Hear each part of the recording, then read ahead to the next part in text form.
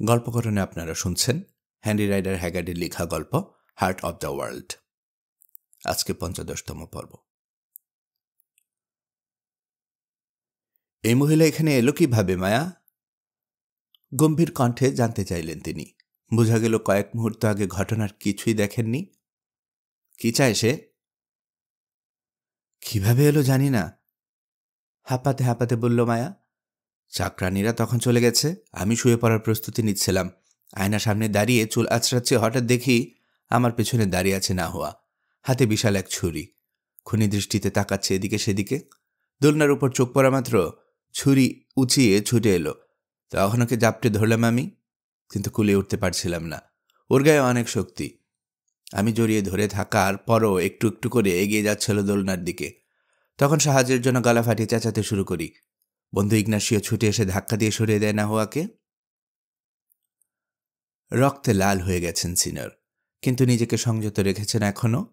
নাহুয়ার দিকে তাকিয়ে জিজ্ঞেস করলেন, কথা সত্য? হ্যাঁ সত্য। শুনে মনে হলো কোনো ভয়ই পাচ্ছে না নাহুয়া। কেন আমাদের নিষ্পাপ নিরপরাধ ছেলেটাকে খুন করতে চাও তুমি? যে ছেলে আমার ছেলের ভবিষ্যৎ নষ্ট করে দিয়েছে তাকে সরিয়ে দিতে চাওয়াই কি আমার জন্য স্বাভাবিক না?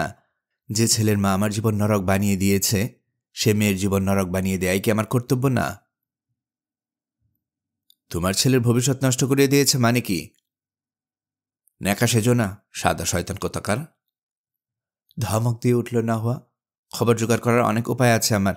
কে কোথায় কি বলেছে বা করছে ওই জায়গায় না থাকলেও জানতে পারি আমি। ভেবেছ আগামীকাল মন্দিরে তোমার ছেলেকে নিয়ে কি অনুষ্ঠান হবে তার কিছুই জানি না? আমার স্বামীকে উৎখাত করে তার জায়গায় বসতে যাচ্ছ তুমি? কোনো খবরই রাখি না। তোমার স্বামীকে যদি উৎখাত করা হয় তাহলে যথোপযুক্ত কারণেই করা হবে। ওর অত্যাচারের সীমা ছাড়িয়ে গেছে। উন্মাদিনীর মতো হাহা করে উঠল নাহুয়া। অত্যাচারের সীমা ছাড়িয়ে গেছে নাকি? আর তোমরা যা করেছ তা বোধহয় সীমার মধ্যেই আছে। মানে কি বলতে চাও তুমি? বলতে চাই ওই সোনার প্লেটের কথা। সোনার প্লেট? রাগ মুছে যাচ্ছে সিনরের চেহারা থেকে। দু চোখে দেখা দিয়েছে অস্বস্তি। এত জলদি ভুলে গেলে? বাবাকে হাত করে নকল করে একটা প্লেট বসিয়ে দিয়েছ আসল জায়গায়, মনে নেই? আসল যে প্লেটটা ছিল তাতে কি লেখা ছিল মনে নেই? মারা যাওয়ার আগে আমাকে সব বলে গেছেন বাবা, এমনকি সব লিখেও রেখে গেছেন। এখন বলো, যে বিয়ে হয়েছে প্রতারণার মাধ্যমে সেই বিয়ে কি অবৈধ না? ওই দম্পতির সন্তান কি জারজ না? যে ছেলে প্রতারণার মাধ্যমে সর্দার হতে চলেছে তাকে আগে মেরে ফেলা উচিত কি না? যে প্লেটটা সরিয়ে নকল প্লেটটা বসিয়েছিলে তোমরা, সে আসল প্লেটটা আমাকে দিয়েছে বাবা। হ্যাঁ, তোমাদের বিরুদ্ধে সব প্রমাণ আছে আমার কাছে, এবং সময় হলে দরকার মনে করলে সেসব উপস্থিত করব জায়গা মতো। আমাদের তিনজনের হাত পা যেন অবশ হয়ে গেছে। কিংকর্তব্য বিমূঢ়ের মতো শুনছি না হওয়ার কথাগুলো। বলার মতো কিছু খুঁজে পাচ্ছি না। প্রতিবাদ করা তো পরের কথা। এমনকি সিনিয়রও ঠিক বুঝে উঠতে পারছেন না কি ঘটতে চলেছে। আসলে বাচ্চাটাকে খুন করার জন্য আসিনি আমি। আমাদেরকে নিশ্চুপ দেখে বলে চলল না হওয়া। পুরো ব্যাপারটা নিয়ে ভাবতে গিয়ে বারবার মনে হয়েছে সবকিছুর জন্য মায়াই দায়ী, তাই ওকে শেষ করে দেওয়ার জন্য চুপিসারে হাজির হয়ে এখানে। কিন্তু ঘরে ঢোকার পর কি যেন হয়ে গেল বলতে পারবো না। এদিকে সেদিকে তাকিয়ে দোলনার উপর বাচ্চাটাকে দেখতে পেয়ে মাথা খারাপ হয়ে গেল। সঙ্গে করে আনা ছুরিটা বের করে ছুটে গেলাম ওর দিকে। যদি বিশ্বাস করতে ইচ্ছে না হয় তাহলে করো না, কিন্তু আসলে বাচ্চাটাকে খুন করতে আসিনি আমি।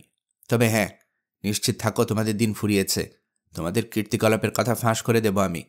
ভাতৃসংঘ আর মন্ত্রণা সভার সদস্যরা যখন সব জানতে পারবে তখন কি করবে অনুমান করতে পারো? তাহলে? অনেকক্ষণ পর মুখ খুলল মায়া। তাকিয়ে আছে সিনরের দিকে। নাহুয়াকে এখনই খতম করে দিলে সব দিক দিয়ে ভালো হয় আমাদের জন্য। কথাটা শোনা মাত্রই ছুট লাগালো নাহুয়া, কিন্তু সিনর জাপটে ধরে ফেললেন ওকে। মেয়েটার চেয়ে অনেক শক্তিশালী তিনি, কাজেই কিছুই করতে পারল না সে। শেষ পর্যন্ত চেঁচানোর জন্য মুখ খুলল, কিন্তু এক হাত দিয়ে ওর মুখ চেপে ধরে ওকে টানতে টানতে ঘরের ভেতরে নিয়ে এলেন সিনর। আমার দিকে তাকিয়ে বললেন, ইগনাসিও, দরজাটা বন্ধ করে দাও তাড়াতাড়ি, আর তোমার শালটা দাও আমাকে। করলাম কাজগুলো। নাহুয়াকে ঘরের এক কোনায় নিয়ে এসে ওর হাত পা শক্ত করে বাঁধলাম প্রথমে, তারপর এক টুকরো কাপড় দিয়ে পেঁচিয়ে বাঁধলাম মুখটা। সবশেষে শালটা এমনভাবে জড়িয়ে দিলাম নাকি মুখে যাতে দম নিতে কোনো অসুবিধা না হয় ওর, অথচ কোনো আওয়াজ করলে তা শোনা যায় না। কাজ শেষ। অসহায়ের মতো মেঝেতে পড়ে আছে নাহুয়া। সর্বশক্তিতে চেষ্টা করছে বাঁধন ছেঁড়ার, কিন্তু কোনো লাভ হচ্ছে না। জ্বলন্ত দৃষ্টিতে বারবার তাকাচ্ছে আমাদের দিকে। কি করব এখন আমরা? সিনিয়রের দিকে তাকিয়ে জিজ্ঞেস করলাম হাঁপাতে হাঁপাতে। দুটো কাজের যে কোনো একটা করতে পারি। তর্জনীর ইশারায় নাহুয়াকে দেখালেন সিনিয়র। ওই মহিলাকে খুন করতে পারি, অথবা ওকে এভাবেই বেঁধে রেখে পালিয়ে যেতে পারি শহর ছেড়ে। কারণ সে যদি বেঁচে থাকে আর আমাদের বিরুদ্ধে সব তথ্য প্রমাণ ফাঁস করে দেয়, তাহলে... মাথা নাড়লেন তিনি। আমরা তো মরবই, আমাদের নিষ্পাপ ছেলেটাও রেহাই পাবে না। পালানোর কথা ভাবছেন কিভাবে?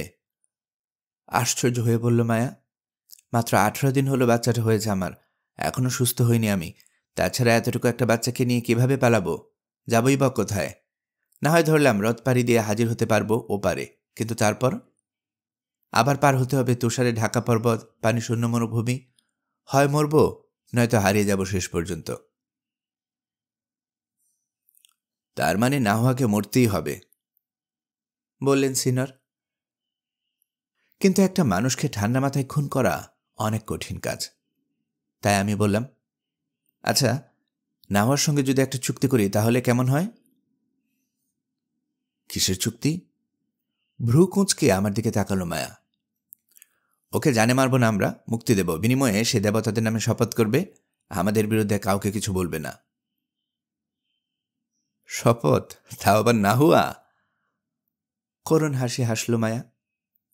আপনি কি বলছেন বুঝতে পারছেন না বোধ হয়। ধরুন আপনার সামনে ফনা তুলে আছে কোনো বিষধর সাপ। এখন আপনার হাতে একটা লাঠি আছে, ইচ্ছে হলে ওই লাঠি দিয়ে পিটিয়ে মারতে পারেন সাপটাকে। কিন্তু মনে দয়া হলো আপনার। এখন যদি সাপটাকে বলেন, কথা দাও কোনোদিন কামড়াবে না, তাহলে মারব না তোমাকে, সেক্ষেত্রে কেমন হবে বলুন তো? জবাব দিলাম না প্রশ্নটার। আপনি কি বুঝতে পারছেন না এই মেয়েটা কতখানি ঘৃণা করে আমাকে? বলে চলল মায়া। ওর ধারণা ওর স্বামীকে ছিনিয়ে নিয়েছে আমি। একটু আগে কি বলল শুনেননি? আমার ছেলেকে না, আমাকে শেষ করে দেওয়ার জন্য এসেছিল। সুতরাং সুযোগ পেলে আবারও করবে সে কাজটা। কাজে একবার কেন, কোটিবার ওকে শপথ করালেও কোনো কাজ হবে না। নারীর ঘৃণা, নারীর হিংসা কতখানি, কি বলবো, মারাত্মক হতে পারে, তা আপনি বোধহয় ভুলে গেছেন।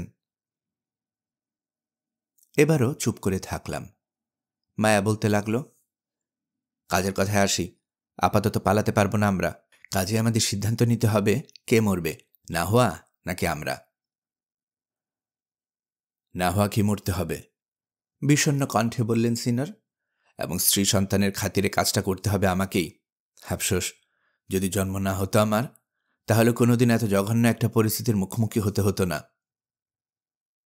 মেঝেতে এখনো পড়ে আছে নাহুয়ার ছুরিটা। কয়েক পা এগিয়ে গিয়ে সেটা কুড়িয়ে নিল। লোকে জিজ্ঞেস করলে বলবো, হিংসার বশবর্তী হয়ে আমার ছেলেকে খুন করতে এসেছিল মেয়েটা, কিন্তু ধরা পড়ে যায় আমার হাতে। ওর হাত থেকে ছুরিটা ছিনিয়ে নিয়ে ওই ছুরি দিয়ে ওকে শেষ করে দিয়েছি, কারণ তখন রাগে মাথা ঠিক ছিল না আমার। কথা শেষ করে এগিয়ে গেলেন তিনি মেঝেতে পড়ে থাকা নাহুয়ার দিকে। উল্টো ঘুরে দাঁড়ালাম আমি আর মায়া। এত জঘন্য একটা দৃশ্য দেখা আমাদের পক্ষে সম্ভব না। 1 মুহূর্ত, 2 মুহূর্ত, তারপর কাটল 1 মিনিট, 2 মিনিট। আমরা উল্টো ঘুরে আছি তো আছি। মিনিট 5 পর আমাদের পাশে এসে দাঁড়ালেন সিনিয়র। কাজ হয়ে গেছে? মায়ের গলা দিয়ে কোলা ব্যাঙের আওয়াজ বের হলো। না, পারলাম না। গলা শুনে বোঝা গেল হতাশায় ভেঙে পড়েছেন সিনিয়র। পারবো না। আমার ছেলেকে খুন করতে উদ্যত হয়েছিল সে জানার পরও ওকে খুন করতে পারবো না আমি। আমাদের জন্য কত বড় বিপদের কারণ হতে পারে জানার পরও কিছু করতে পারবো না। ওকে যদি খুন করতেই হয়, তাহলে ওর মতো নিষ্ঠুর কাউকে করতে হবে কাজটা। তাহলে পালানো ছাড়া আর কোনো উপায় নেই আমাদের, কাঁদো কাঁদো গলায় বলল মায়া। এবং সেক্ষেত্রে আর দেরি করাটা উচিত হবে না। রাত পোহালে আমাদের সব আশা শেষ হয়ে যাবে। নাহুয়ার কি হবে জিজ্ঞেস করলাম আমি। ওকে তো আর সঙ্গে করে নিয়ে যাওয়া যাবে না। নিয়ে যাওয়ার প্রশ্নই আসে না। ঘাড় ঘুরিয়ে মেয়েটার দিকে তাকালেন সিনিয়র। যেভাবে আছে সেভাবে পড়ে থাকবে সে।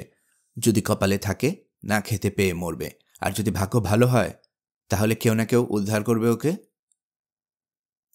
ঘুরে মেয়েটার মুখোমুখি হলেন তিনি। শোনো না হওয়া, আমরা চলে যাচ্ছি। প্রাণে মারতে পারতাম তোমাকে, কিন্তু করতে পারলাম না কাজটা। তুমি আমাদের জন্য কত বড় বিপদের কারণ হতে পারো জানার পরও ছেড়ে দিলাম। ঈশ্বরের কাছে প্রার্থনা করি তোমার হিংসায় ভরা মন যেন এই ঘটনা দেখে শেখে দয়ামায়া কি। বিদায়। ছুরিটা ছুঁড়ে ফেলে দিলেন তিনি। সবকিছু গুছিয়ে বের হয়ে এসেছি ঘর থেকে। এমন সময় বাচ্চাটাকে সিনিয়রের কোলে দিয়ে মায়া হঠাৎ করে বলে উঠল, আপনারা এগিয়ে যান, জরুরি একটা জিনিস ফেলে এসেছি, আমি নিয়ে আসি। মুখ চাওয়াচাওয়ি করলাম আমি আর সিনিয়র, কিন্তু কিছু বললাম না। এগিয়ে গেলাম সদর দরজার দিকে। কিছুক্ষণ পর দৌড়ে এসে আমাদের সঙ্গে যোগ দিল মায়া। হাঁপাচ্ছে। বেচারির অবস্থা দেখে মনে হলো বাচ্চা হয়েছে 20 দিনও হয়নি, অথচ সুখের সংসার বিসর্জন দিয়ে পালাতে হচ্ছে বাঁচার তাগিদে। নিয়তির পরিহাস। দীর্ঘশ্বাস ফেলে ভাবলাম আমি। 2 ঘন্টা পর অদ্ভুত একটা মিছিল বের হয়েছে শহরের রাস্তায়। দিনমজুরেরা যেরকম আলখাল্লা পরে সেরকম আলখাল্লা পরে হুট তুলে দিয়ে হাঁটছি আমরা। মায়ের কোলে ওর বাচ্চাটা। রাস্তাঘাট ভালোই চেনা হয়ে গেছে আমার, কাজেই অন্ধকার অলিগলি দিয়ে দ্রুত হাজির হয়ে গেলাম শহরের রক্ষাপ্রাচীরের কাছে। সিঁড়ি বেয়ে উঠে পড়লাম দেয়ালের উপরে। কাঠের একটা মই লাগানো আছে দেয়ালের বাইরের প্রান্তের সঙ্গে। মইটা গিয়ে ঠেকেছে কাঠের একটা অস্থায়ী জেটির সঙ্গে। তার সঙ্গে দড়ি দিয়ে বাঁধা আছে একটা নৌকা। সিটি অব দ্য হার্টে যে কদিন মুক্ত অবস্থায় ছিলাম সে কদিন আসলে খুব খারাপ কেটেছে আমার আর সিনিয়রের জন্য। এই শহরে আসার পর প্রকৃতপক্ষে কোনোদিনেই মুক্তির স্বাদ পাইনি আমরা। পাতাল কারাকক্ষ থেকে বের হবার পর রাত দিন নজর রাখা হতো আমাদের উপর। করার কিছু ছিল না, তাই একঘেয়েমি কাটাতে মাঝে মধ্যে 2-1 ঘন্টার জন্য হ্রদে মাছ ধরতাম আমরা। এখন যে জেটির কাছে হাজির হয়েছে এখানে আসতাম প্রায়ই। এই নৌকাটা আমাদেরই, সবসময় বাধা থাকে এখানে। ওটাতে করে খোলা হ্রদে ভেড়ে বেড়াতাম দুজনে, ছিপ ফেলে গল্প করতাম। দেয়ালের উপর দাঁড়িয়ে থাকতো প্রহরীরা, কড়া নজর রাখত আমাদের উপর। এখন কোনো প্রহরী নেই। কেউ সম্ভবত কল্পনাও করেনি সুখের এই রাজত্ব ছেড়ে অনিশ্চয়তার পথে পা বাড়াতে পারি আমরা। তাই দিনমজুরের ছদ্মবেশে পালাতে পেরেছি রাজকীয় বাড়ি ছেড়ে, চলে আসতে পেরেছি এত দূর পর্যন্ত। কিন্তু প্রশ্ন হচ্ছে, আজ ওই ছোট্ট নৌকা কি পারবে আমাদের নিরাপদ গন্তব্যে পৌঁছে দিতে?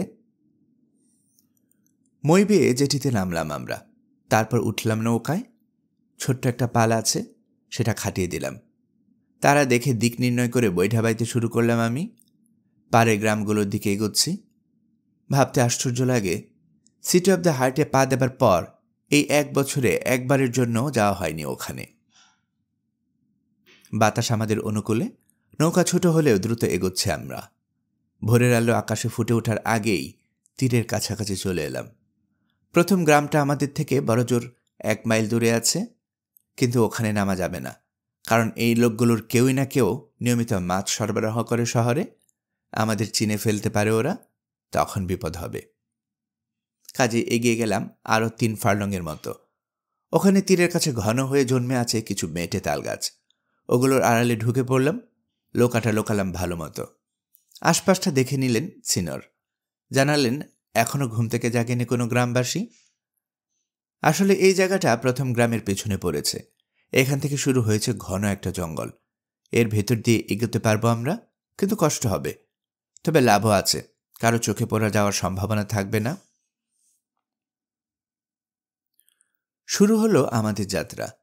কিছুটা হলেও সুস্থ হয়ে উঠেছে মায়া, অথবা বাচ্চাটার কথা ভেবে সুস্থতার ভান করছে। কিন্তু দিন বাড়ার সঙ্গে পাল্লা দিয়ে রোদের তেজও বাড়তে লাগলো এবং একটু একটু করে ক্লান্ত হয়ে পড়তে লাগলো সে। শেষ পর্যন্ত দুপুর নাগাদ থামতে বাধ্য হলাম। কাছে বয়ে চলেছে ছোট্ট একটা নদী। বাচ্চাটাকে নিয়ে একটা ঝোপের আড়ালে চলে গেল মায়া। আমি আর সিনিয়র বসলাম একটা গাছের ছায়ায়। সঙ্গে করে আনা খাবারের কিছুটা মায়াকে নিয়ে এগিয়ে দিলেন সিনিয়র। কিছুটা ভাগাভাগি করে নিলেন আমার সঙ্গে। বিকেলের দিকে কিছুটা কমে এলো রোদের তেজ। তখন যাত্রা শুরু করলাম আবার। এবার সিনিয়র আর আমি পালা করে বহন করছি বাচ্চাটাকে, যাতে মায়ার কোনো কষ্ট না হয়। সন্ধ্যা ঘনালো এক সময়। আজ আর এগোনো যাবে না, তাই একটা সিডারউড গাছের নিচে ক্যাম্প করলাম আমরা। কোনো রকমে গুটিসুটি মেরে শুয়ে থাকাকে যদি ক্যাম্পিং বলা যায় সেক্ষেত্রে ঠিক আছে শব্দটা। সঙ্গে আছে অল্প কিছু খাবার, আর রাতে ঠান্ডা থেকে বাঁচতে 3টা মাত্র কম্বল। ভোরের দিকে আরও ঠান্ডা হলো আবহাওয়া। কষ্ট সহ্য করতে না পেরে চিৎকার করে কাঁদতে শুরু করলো বাচ্চাটা। আমাদের বুকের ভেতর হাতুড়ির বাড়ি পড়ছে। কেউ যদি শুনে ফেলে। অনেকভাবে চেষ্টা করল মায়া, কিন্তু কিছুতেই থামাতে পারল না বাচ্চার কান্না। সুতরাং অসহায়ের মতো বসে থাকলাম আমরা সূর্য ওঠার অপেক্ষায়। রোদের তেজ একটু বাড়া মাত্রই রওনা হলাম। সেদিন সন্ধ্যা ঘনিয়ে এসেছে। এমন সময় দিগন্তের কাছে দেখা মিলল তুষার আবৃত পর্বতমালার। থামলাম না আমরা। ঘণ্টাখানেক পর হাজির হলাম ওই রেস্ট হাউসটার কাছে, যেখানে এদেশে পৌঁছানোর পর আমাদের নিয়ে প্রথমবারের মতো আশ্রয় নিয়েছিল জীবালবে। চলুন যাই সেখানে, প্রস্তাব দিল মায়া। ঘরে ঢুকতে পারলে রাতে অত ঠান্ডা লাগবে না। ভাগ্য ভালো থাকলে কিছু খাবারও পেয়ে যেতে পারি। কিন্তু ইতস্তত করছে সিনিয়র। ওখানে গেলে আটকা পড়ে যেতে পারি আমরা।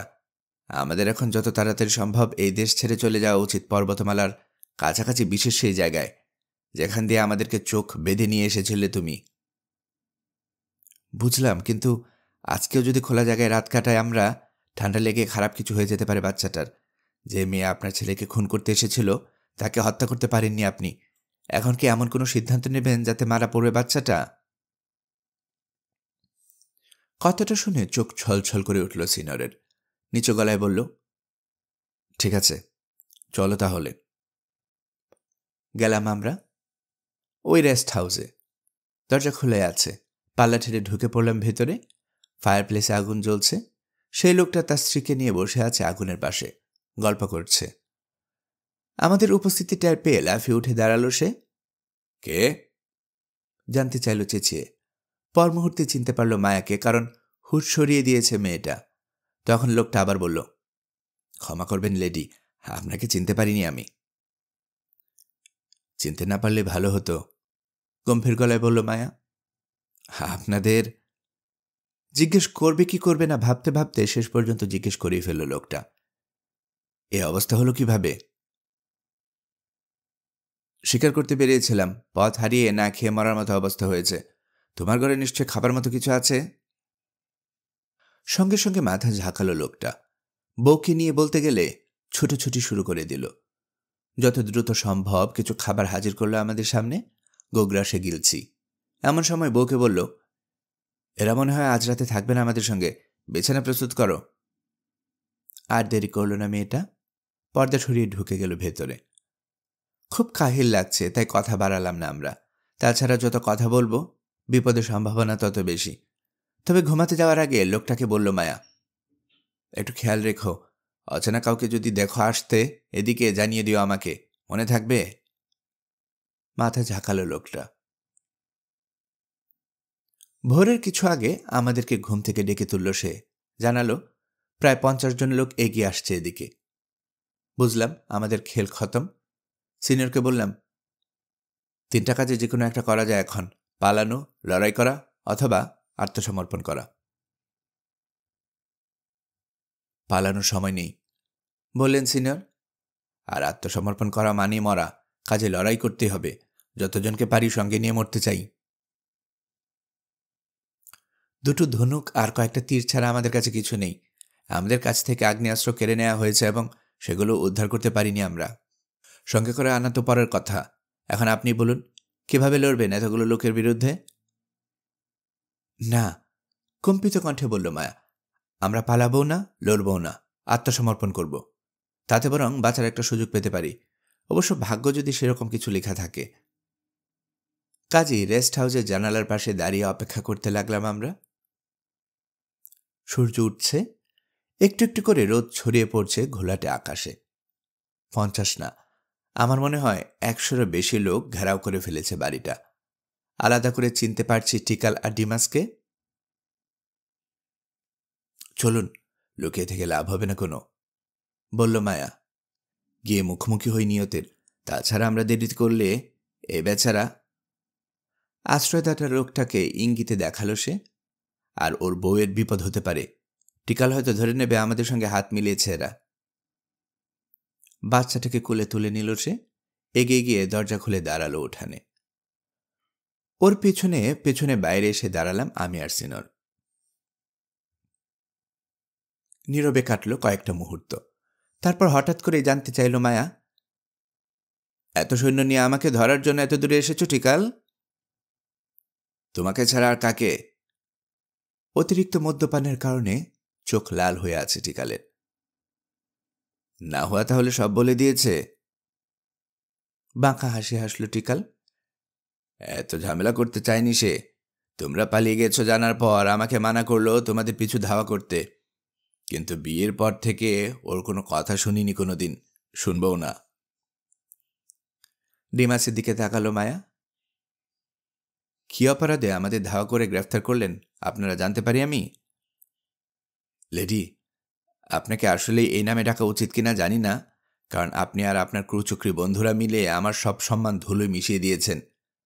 দুদিন হয়ে গেল কোনো খোঁজ নেই আপনাদের। দুদিন হয়ে গেল লেডি না হওয়ারও কোনো খবর নেই। খুঁজতে খুঁজতে শেষ পর্যন্ত হাজির হতে হলো আপনাদের বাড়িতে। ভাঙতে হলো আপনাদের শয়ন কক্ষের দরজা। দেখি মেঝেতে পড়ে আছে লেডি না হওয়া, হাত পা বাঁধা, মুখ শাল দিয়ে পেঁচানো। তাকে উদ্ধার করার পর জানা গেল সব কাহিনী। সব কাহিনী? আসলে কি সব কথা বলেছে সে আপনাদেরকে? সে কি বলেছে আমার ঘরে রাতের বেলায় চোরের মতো ঢুকে পড়েছিল সে? বলেছে খুন করার জন্য ছুরি হাতে তেড়ে গিয়েছিল আমার ছেলেটার দিকে? না তো, এসবের কিছুই বলেননি। তাহলে কি বলেছে? উদ্ধার পাওয়ার পর প্রথমে আবল তাবল বকছিল কিছুক্ষণ, তারপর তার হুঁশ ফিরে আসে। যা যা বলেছে তার জন্য ক্ষমা প্রার্থনা করেন। বলেন তার মাথায় নাকি ঠিক ছিল না। আপনার কোথায় জানতে চাওয়া হয় তার কাছে, জবাবে তিনি বলেন জানেন না। এমনকি এই কথা বলেন, আপনারা যেখানে থাকুন না কেন আমরা যেন খোঁজ না করি আপনাদের। সব কিছু ছুকোপুকে গেছে ধরে নিয়ে যেন চুপ হয়ে যাই। আমরা তখন বুঝতে পারি বড় কোনো ঘাবলা হয়েছে। দলবল নিয়ে পিছু ধাওয়া করে এ পর্যন্ত এসে ধরতে পারলাম আপনাদেরকে। এবার কি করবেন? মৃত্যুদণ্ড দেবেন? আপাতত গ্রেফতার করব, নিয়ে যাব শহরে, হাজির করাবো ভাতৃসংঘ আর মন্ত্রণা সভার সদস্যদের সামনে। নিষেধ করার পরও কেন এত বড় পাপ করলেন আপনারা? শপথ করার পরও কেন পালাতে গেলেন শহর ছেড়ে? জবাবদিহি করতে হবে আপনাদেরকে। পাপ? কি পাপ করেছি বুঝিয়ে বলবেন? এই বাচ্চাটাকে আপনি জন্ম দিয়েছেন বলে সবসময় ওকে নিজের অধিকারে রাখবেন, এটা ঠিক না। ওকে কেন সঙ্গে করে নিয়ে আসতে গেলেন? দেবতা যাকে পছন্দ করে পাঠিয়েছে আপনার কাছে, সে কি আপনার হয়ে গেছে? ডিমাসের কথা শুনে দ্বিধাগ্রস্ত হয়ে পড়লাম। এখনও সে মনে করছে মায়ের ছেলে তার দেবতা প্রদত্ত। তার মানে না হওয়া কি আমাদের বিরুদ্ধে কিছুই বলেনি এখনো? অস্বীকার করব না, শহর ছেড়ে পালিয়েছি আমরা। ডিমাসকে বলছে মায়া। কিন্তু তার কি যথোপযুক্ত কারণ নেই?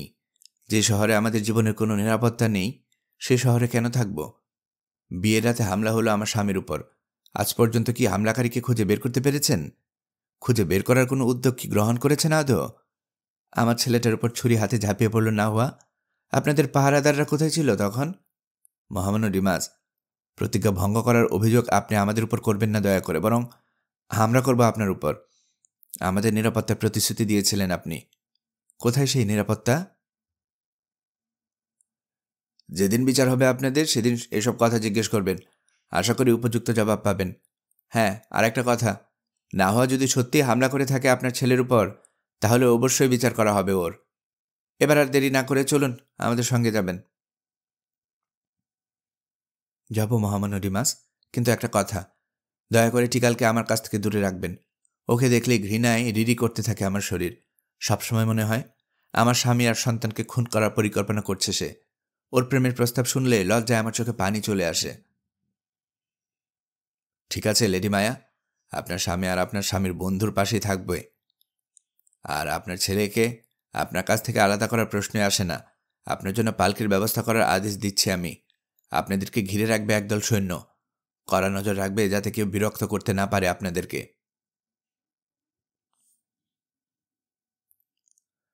3 দিন পর সিটি অব দ্য হার্টে যখন পৌঁছালাম আমরা, ততক্ষণে রাত ঘনিয়েছে। খেয়াল করলাম যে বাড়ি বরাদ্দ দেওয়া হয়েছিল মায়ের জন্য, সেদিকে না, বরং পিরামিডের দিকে নিয়ে যাওয়া হচ্ছে আমাদেরকে। কি ব্যাপার? প্রহরীদের নেতার কাছে জানতে চাইল মায়া। আমাদের বাড়ি তো এদিকে না। জানি লেডি, বলল লোকটা, কিন্তু আপনাদেরকে সরাসরি পিরামিডে নিয়ে যাওয়ার আদেশ আছে আমাদের উপর। কথাটা শোনা মাত্র বাচ্চাটাকে বুকে জড়িয়ে ধরে ডুকরে কেঁদে উঠল মায়া। বোধহয় ভাবছে আবার সেই পাতাল কারাগারে বন্দি করা হবে আমাদেরকে, যে জায়গায় ভয়াবহতা সহ্য করতে না পেরে ধুকতে ধুকতে মরেছে যে বালবে।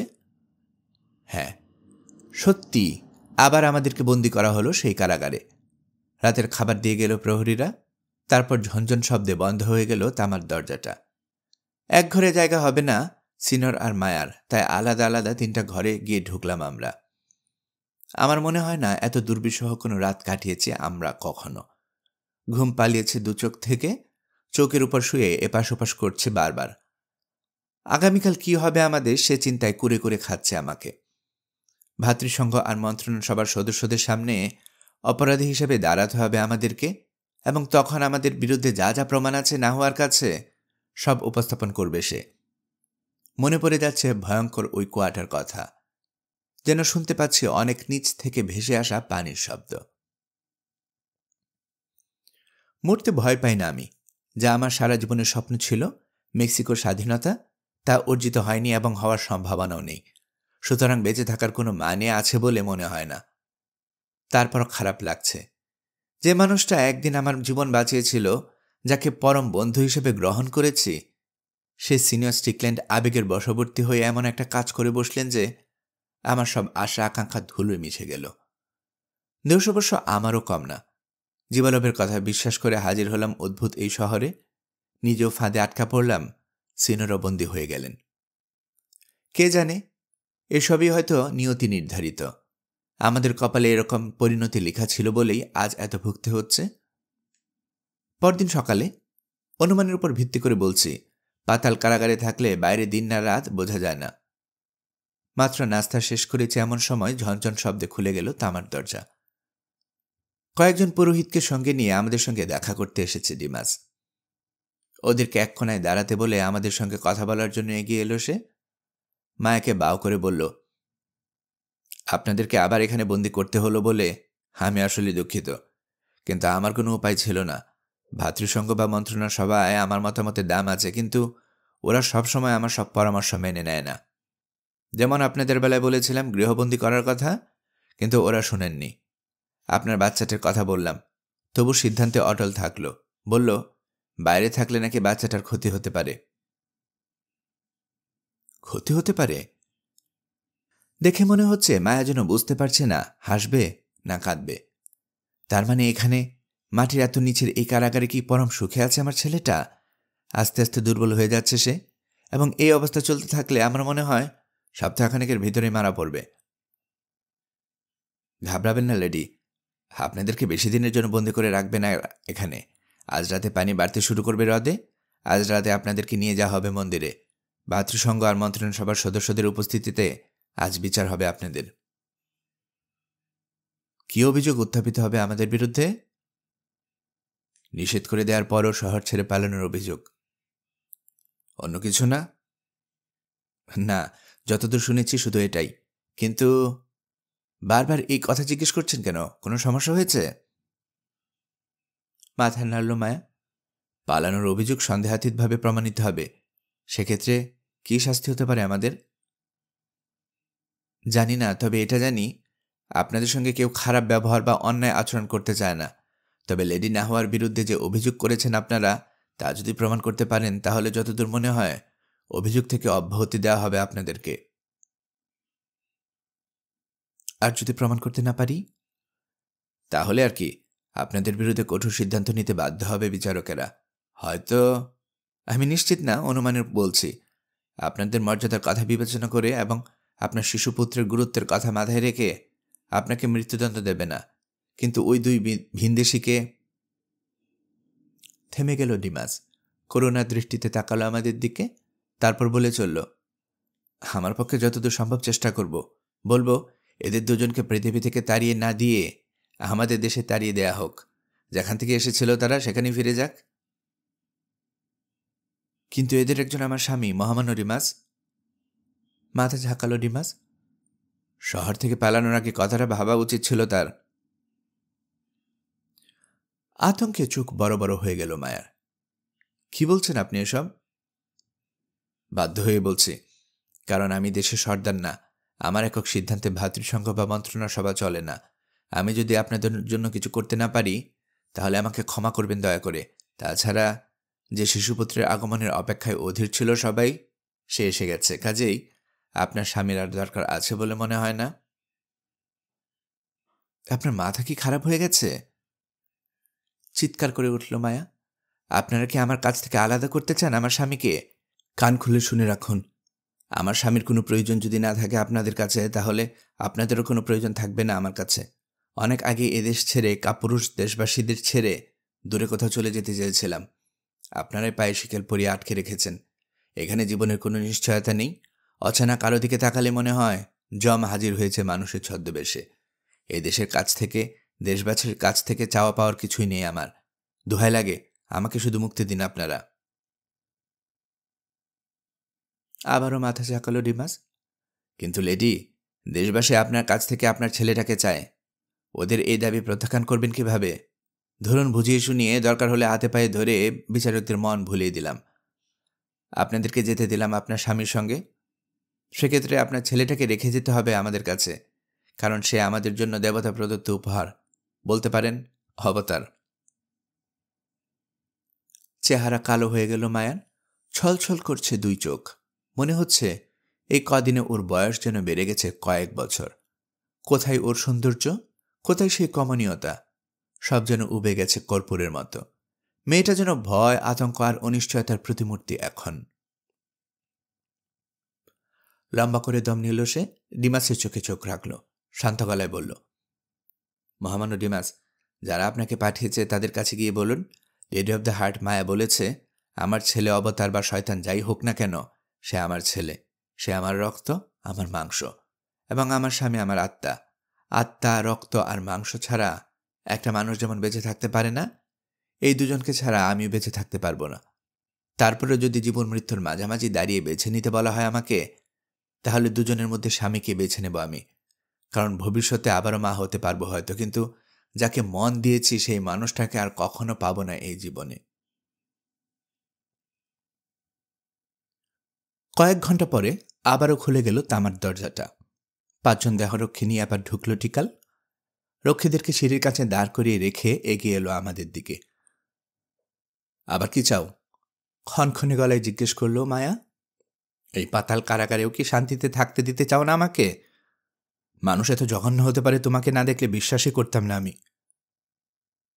ক্রূর হাসি হাসল টিকাল। তোমার সঙ্গে কিছু কথা আছে।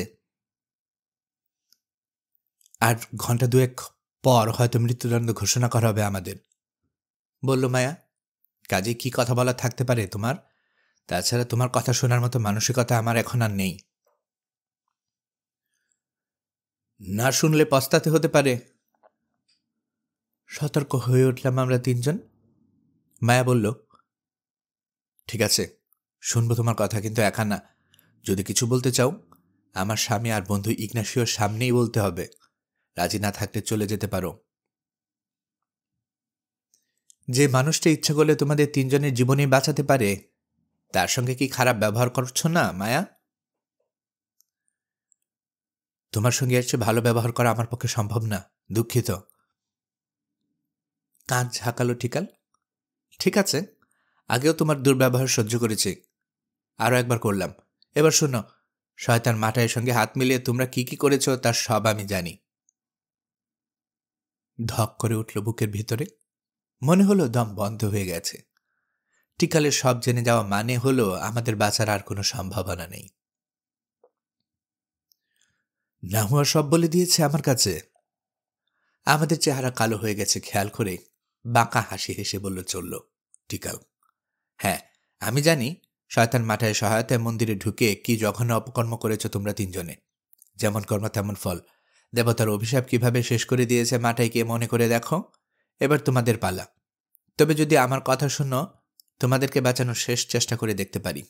মনে রেখো, তোমাদের বিরুদ্ধে যা যা প্রমাণ আছে তার সবই এখন আমার হাতে। মায়া বলল, মাঠের সঙ্গে হাত মিলাইনি, মিলাতে বাধ্য হয়েছিলাম। কারণটা কি জেনেও না জানার ভান করছো? আবারও হাসল টিকাল। না তো, কি সেই কারণ?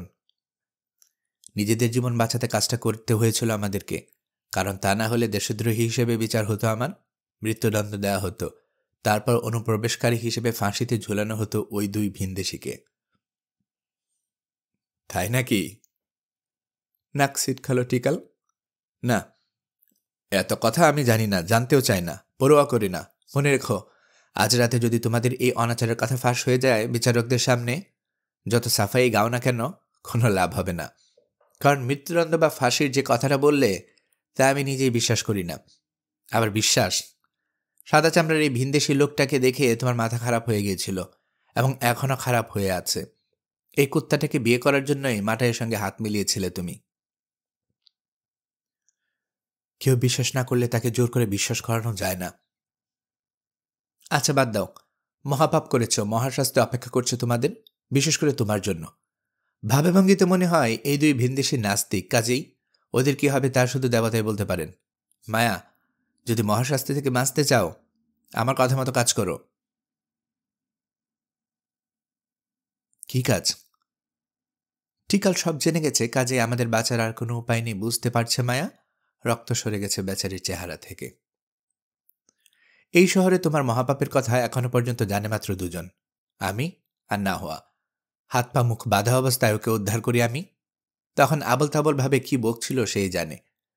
তোমরা পালিয়ে গেছো বুঝতে পারার পর মুখ বন্ধ করে রেখেছিল, কিন্তু তোমাদেরকে গ্রেফতার করা হয়েছে, শহরে ফিরিয়ে আনা হয়েছে জানার পর আজ সকালে সব বলল আমাকে, সব প্রমাণ দেখালো। কারণ সে জানে ভাতৃসংঘের বেশিরভাগ সদস্য, বিশেষ করে হারামি ডিমাস, চায় তোমার কোনো ক্ষতি না হোক।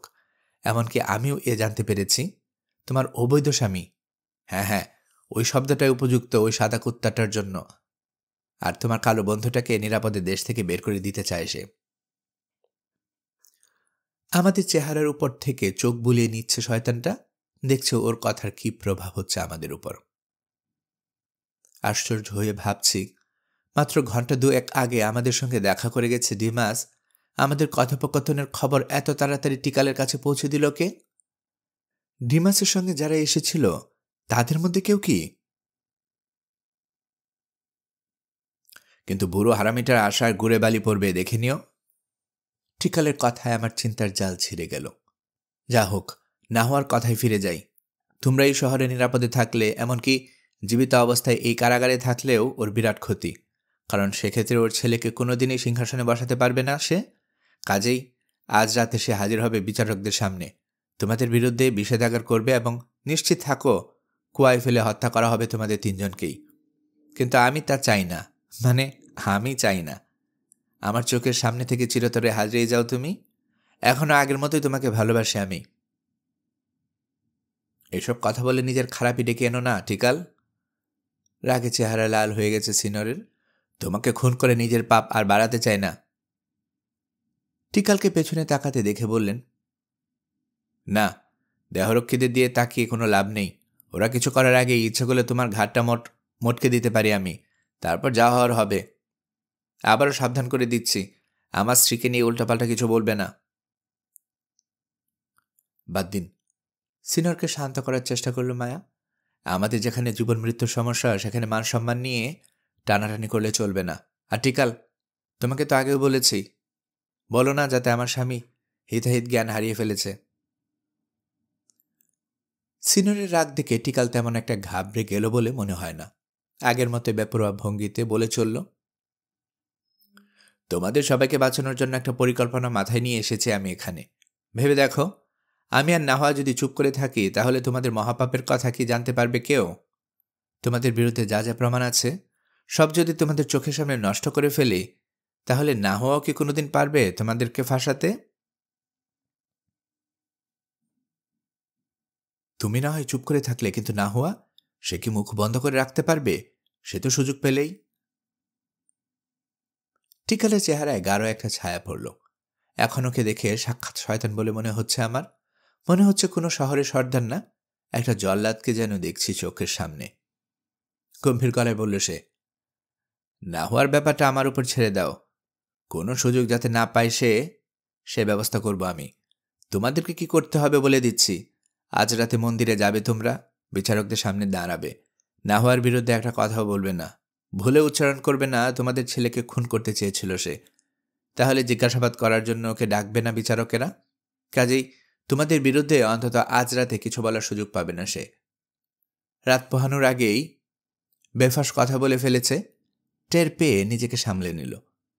এখনো না হওয়া যদি কিছু বলতে না পারে, তাহলে তোমাদের বিরুদ্ধে অভিযোগ একটাই, নিষেধাজ্ঞা অমান্য করে শহর ছেড়ে পালানো।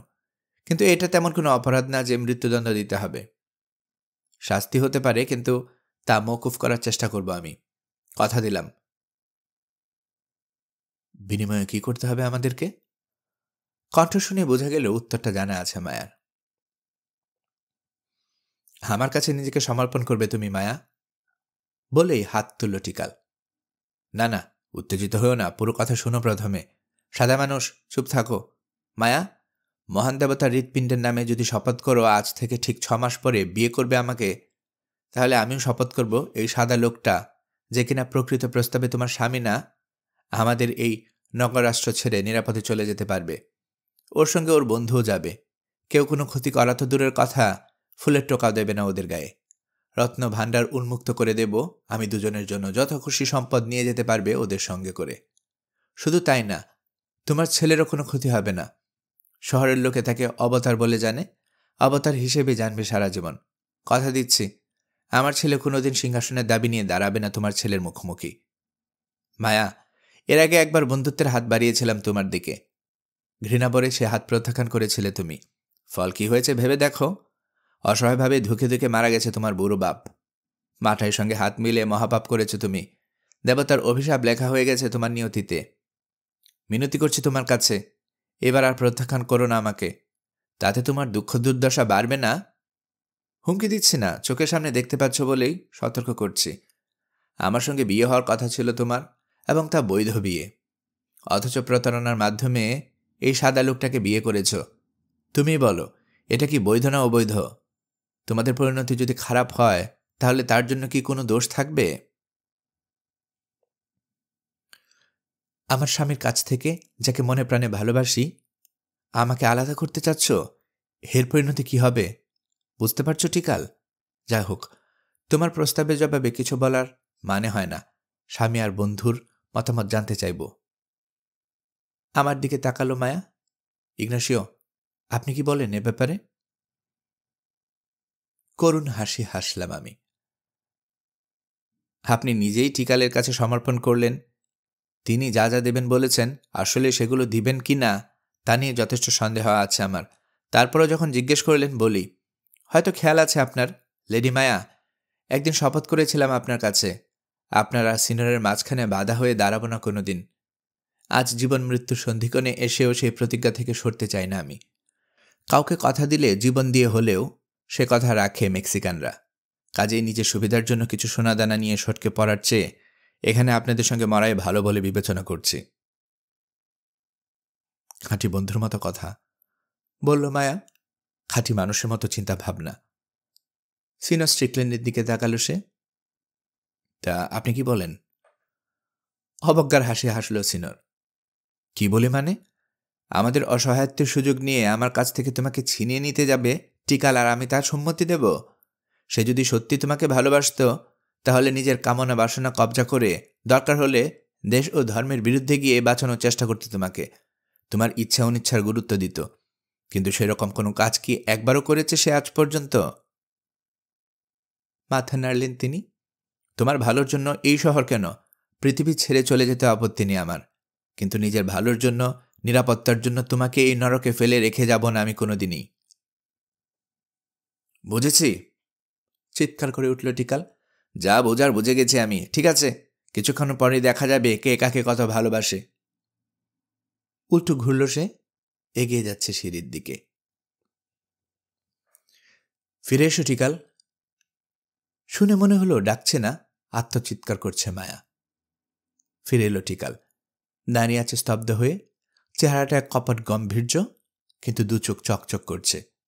নিচু কণ্ঠে বলল মায়া, আমি তো এখনো কিছু বলিনি, এত তাড়াহুড়ার কি আছে? শোনো টিকাল, তোমার প্রস্তাব গ্রহণ করলাম আমি। আমি আর সিনর তো বটেই, মনে হচ্ছে টিকালও হতভম্ব হয়ে গেছে। নাহুয়াকে ঠেকাও বলে চলল মায়া। যা যা প্রমাণ আছে আমাদের বিরুদ্ধে সব নষ্ট করে ফেলো। আমার স্বামী আর বন্ধুকে নিরাপদ জায়গায় নিয়ে এসো। কথা দিচ্ছি 6 মাসের মধ্যে তোমাকে বিয়ে করব। তুমি কি পাগল হয়ে গেলে মায়া? জিজ্ঞেস করল সিনর। নাকি আমাদের বাঁচানোর আর কোনো উপায় নেই দেখে এমন কথা বলছো? পাগল হয়ে গেছে কি না? উন্মত্তের মতো হাহা করে হাসল মায়া। আফসোস, সত্যি যদি পাগল হয়ে যেতে পারতাম, এত কষ্ট আর সহ্য করতে পারছি না। হ্যাঁ, ঠিকই বলেছেন, আপনাদেরকে বাঁচানোর আর কোনো উপায় না দেখে টিকালের প্রস্তাবে রাজি হয়েছি। আর যে কটা দিন বেঁচে থাকব, আপনার স্মৃতি আঁকড়ে ধরে বেঁচে থাকব। যত খুশি সোনা দানা নিয়ে ফিরে যান আপনার দেশে, আপনার মতো সাদা চামড়ার মানুষের কাছে। সঙ্গিনী হিসেবে অন্য কাউকে বেছে নিবে, সুখে শান্তিতে কাটিয়ে দিবেন বাকি জীবন। শুধু একটাই অনুরোধ, আমার কথা ভুলে যাবেন না। মনে করবেন আমার সঙ্গে কাটানো দিনগুলো স্বপ্ন ছাড়া আর কিছুই না। টিকালের দিকে একটা হাত বাড়িয়ে দিল সে। এসো টিকাল, ধরো আমার এ হাত। এসো, হাতে হাত রেখে শপথ করি আমরা। নিজের সতীত্ব বিলিয়ে দেব তোমার কাছে। আমাকে ভোগ করে সুখী হবে তুমি, বিনিময়ে এই দুজনকে মুক্তি দেবে। এসো।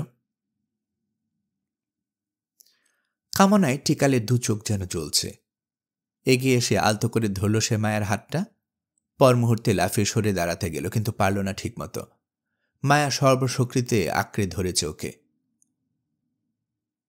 যখন বুঝতে পারলাম কি ঘটছে, শিউরে না উঠে পারলাম না।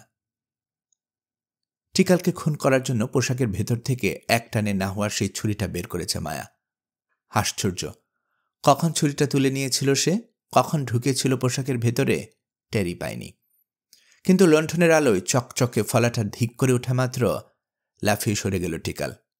এক হাতে ওকে টেনে ধরে রেখেও সুবিধা করতে পারেনি মায়া। আর এক হাত চালিয়েছে সেই ছুরিটা, কিন্তু সেটা টিকালের বুকে বিদ্ধ না হয়ে ডান খাতে সামান্য আঁচড় কেটেছে। আমি যেন কিংকর্তব্য বিমূঢ় হয়ে গেছি। মায়ের দিকে ছুটে গেলেন সিনর, টেনে সরিয়ে আনলেন ওকে। হাঁপাতে হাঁপাতে এবং কাঁপতে কাঁপতে উঠে দাঁড়ালো টিকাল। ওর দুই চোখ থেকে আগুন ঝরছে। থুতু ফেলল সে মাটিতে। চিৎকার করে বলল, কুত্তি হারামজাদি, এই ছিল তোর মনে? তোকে আমি। মায়াকে আড়াল করে দাঁড়িয়ে এবার হুঙ্কার ছাড়লেন সিনর। সাবধান টিকাল, আর একটা কথা বলেছ তো, টান দিয়ে তোমার জিভ ছিঁড়ে ফেলব। যদি পুরুষ মানুষ হয়ে থাকো, যদি সাহস বলতে কিছু থাকে তোমার, প্রহরীদেরকে বলো আমাকে একটা তলোয়ার দিতে, আর নিজেও একটা তলোয়ার নিয়ে দাঁড়াও আমার মুখোমুখি। ন্যায্য লড়াই মীমাংসা হোক ব্যাপারটা। হাঁচড়ে পাচড়ে বেশ কিছুটা দূরে সরে গেল টিকাল। থুতু ফেলল আবার। লড়াই? হ্যাঁ হ্যাঁ, লড়াই করবো আমি এবার। তোরা যা কল্পনা করিসনি তাই করবো তোদের সঙ্গে। আমাকে বোকা বানিয়েছিস তো, দেখবি তোদেরকে কিভাবে বোকা বানাই আমি। এক ঢিলে দুই পাখি মারব। অগ্নিদৃষ্টিতে তাকালো মায়ের দিকে। কিছু বলতে গিয়েও বলতে পারছে না, রাগে কাঁপছে ওর দুই ঠোঁট। কিছুক্ষণ পর ঘুরে চলে গেল দেহরক্ষীদের নিয়ে। আরও একবার সেই মন্দিরে হাজির হয়েছে আমরা। কয়েকজন পুরোহিত আর সৈন্যকে সঙ্গে নিয়ে পাতাল কারাগারে হাজির হয়েছিল ডিমাস।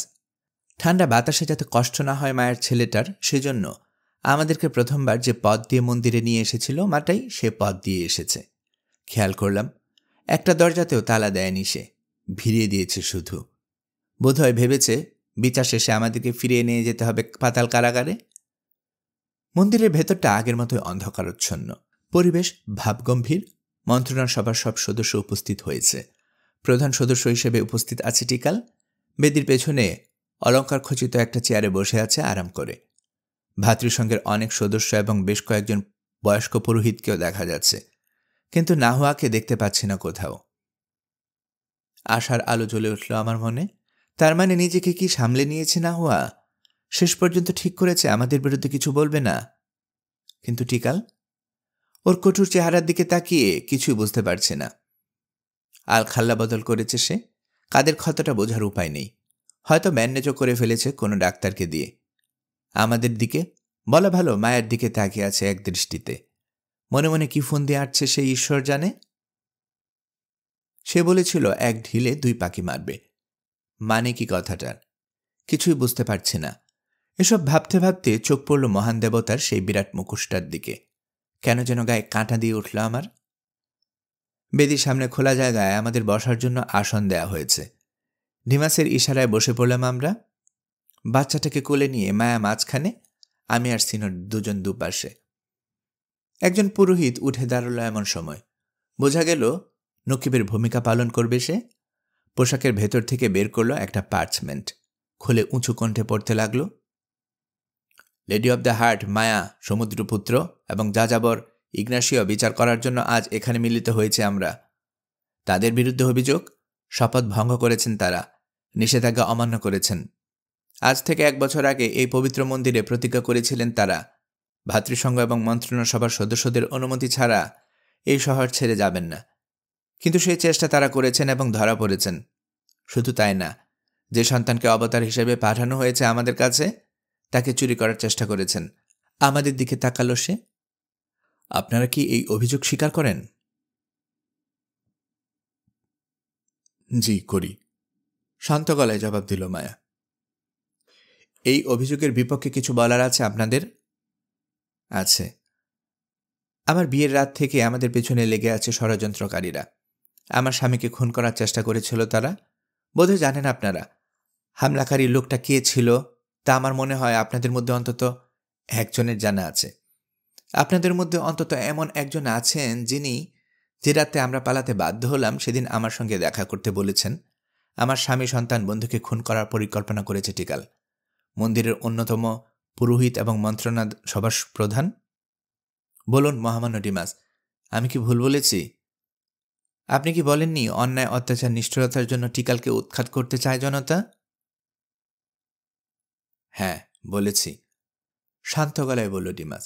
এবং আপনার অবগতির জন্য জানাচ্ছি, আজ শুধু আপনারই না, দেশ ও জাতিকে যারা অনিশ্চয়তার দিকে ঠেলে দিয়েছে তাদের সবারই বিচার হবে।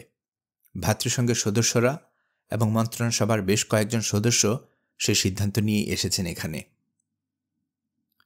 কথাটা শোনা মাত্রই লাফিয়ে উঠে দাঁড়ালো টিকাল। অগ্নিদৃষ্টিতে তাকিয়ে আছে ডিমাসের দিকে। ওভাবে তাকে কোনো লাভ হবে না লর্ড টিকাল, শান্ত গলায় বলেছিল ডিমাস। দয়া করে ভুলে যাবেন না, পবিত্র মন্দিরে দাঁড়িয়ে আছেন আপনি, আপনার কার্যালয়ে না। ভুলে যাবেন না, এখানে প্রবেশের অনুমতি নেই আপনার দেহরক্ষীদের। এখান থেকে বের হওয়া প্রতিটা পথ পাহারায় নিযুক্ত আছে পুরোহিতরা, এবং তারা আমার আদেশ মানে। অসহায়ের মতো বসে পড়ল টিকাল। মায়া বলতে লাগল, যে রাতে পালিয়ে গেলাম আমরা, সে রাতে কি হয়েছিল বলি। আমি তখন আমার শয়ন কক্ষে ঘুমানোর প্রস্তুতি নিচ্ছি। কিভাবে বলতে পারবো না, বিরাট এক ছুরি হাতে ঘরে ঢুকে পড়ল না হওয়া। আমার ছেলেকে খুন করার জন্য ছুরি উঁচিয়ে ধরে ছুটে গেল ওর দিকে। বন্ধু ইগনাসিও আর আমার স্বামী যদি সেদিন সময় মতো না আসতেন, তাহলে যাকে অবতার হিসেবে গণ্য করেন আপনারা, সেই ছেলেটা। থামল সে, দম নিল কিছুক্ষণ, তারপর আবার বলতে লাগল। ভয়ে মাথা খারাপ হয়ে যায় আমার। বুঝতে পারি এই শহরে আসলে কোনো নিরাপত্তা নেই আমাদের কারোরই। পালানোর সিদ্ধান্ত নিই তখন। এই হলো আমার বক্তব্য। এবার আপনারা যদি সিদ্ধান্ত নেন শাস্তি দেবেন আমাদেরকে, মাথা পেতে নেওয়া ছাড়া আর কোনো উপায় নেই আমার। এরপর সিনরকে এবং আমাকেও জিজ্ঞেস করা হলো এই ব্যাপারে। মায়ের বক্তব্য সমর্থন করলাম আমরা। দুজনে বললাম বিচারকদের সিদ্ধান্ত মেনে নিতে রাজি আছি। এমন সময় টিকাল বলে উঠল, শুধু এদের কথা শুনে সিদ্ধান্ত নেবেন আপনারা? আমার স্ত্রী না হওয়ার তো কিছু বলা থাকতে পারে, তাই না? নিজেদের মধ্যে নিচু গলায় কি যেন আলাপ সেরে নিল বিচারকেরা। তারপর ডিমাস বলল, ঠিক আছে, লর্ড মাঠায়ের মেয়ে এবং লর্ড টিকালের স্ত্রী নাহোয়াকে হাজির করা হোক। বুকের খাঁচায় প্রচণ্ড জুড়ে বাড়ি মারল হৃৎপিণ্ডটা। বুঝতে পারছি বাচ্চার আর কোনো আশাই নেই আমাদের, এবং এতক্ষণে বুঝতে পারলাম এক ঢিলে 2 পাখি মারা বলতে কি বুঝিয়েছে টিকাল। সে জানত নিজেকে বাঁচাতে হলে নাহোয়াকে ফাঁসাতে হবে মায়ার। ওদিকে নাহোয়া ফেসে গেলে আমাদের বিরুদ্ধে যা যা জানে বলে দেবে। শুনে বিচারকেরা আমাদের এবং নাহোয়াকে মৃত্যুদণ্ড দেবেন। সেক্ষেত্রে মায়ার প্রতি টিকালের প্রতিশোধ স্পৃহা পূর্ণ হবে একই সঙ্গে চিরদিনের মতো মুক্তি পাবে সে নাহুয়ার কবল থেকে। দরজাটা খুলে গেল এমন সময়। ধীর পায়ে হেঁটে আমাদের সামনে এসে দাঁড়ালো নাহুয়া। পরনে রাজকীয় আলখাল্লা, মাথায় সবুজ উশিস, যা শুধু সর্দারের স্ত্রী বা মা পড়তে পারে। সেই নকিব পুরোহিত উঠে দাঁড়ালো আবার। নাহুয়ার দিকে তাকিয়ে বলল, আপনার বিরুদ্ধে অভিযোগ, আপনি স্বেচ্ছায় সজ্ঞানে লেডি মায়ের নবজাতক ছেলেকে খুন করতে গিয়েছিলেন। শুধু তাই না, লর্ড টিকালকে সময়ে সময়ে বিভিন্ন রকম কুপরামর্শ দিয়েছেন, যার ফলে তিনি অত্যাচার আর নিপীড়নের মাত্রা বাড়াতে উৎসাহিত হয়েছেন। বলুন, আপনি কি এসব স্বীকার করেন? আপনার কি কিছু বলার আছে এই অভিযোগগুলোর বিপক্ষে? দ্বিতীয় অভিযোগটার ব্যাপারে আগে বলি। আমি কোনোদিনও কোনো কুপরামর্শ দেইনি লর্ড টিকালকে। অত্যাচার বা নিপীড়ন যাই করে থাকুক না কেন, নিজের ইচ্ছায় করেছেন, আমার পরামর্শে না। এ ব্যাপারে আপনাদের যদি কিছু জিজ্ঞাসা করার থাকে তার কাছে জানতে চান সরাসরি। এবার প্রথম অভিযোগের ব্যাপারে বলছি। হ্যাঁ, আমি অপরাধী। স্বেচ্ছায় সজ্ঞানে খুন করতে গিয়েছিলাম মায়ের ছেলেকে, কিন্তু ধরা পড়ে যাই। ওরা আমার হাত পা মুখ বেঁধে আমাকে ফেলে রেখে পালিয়ে যায়।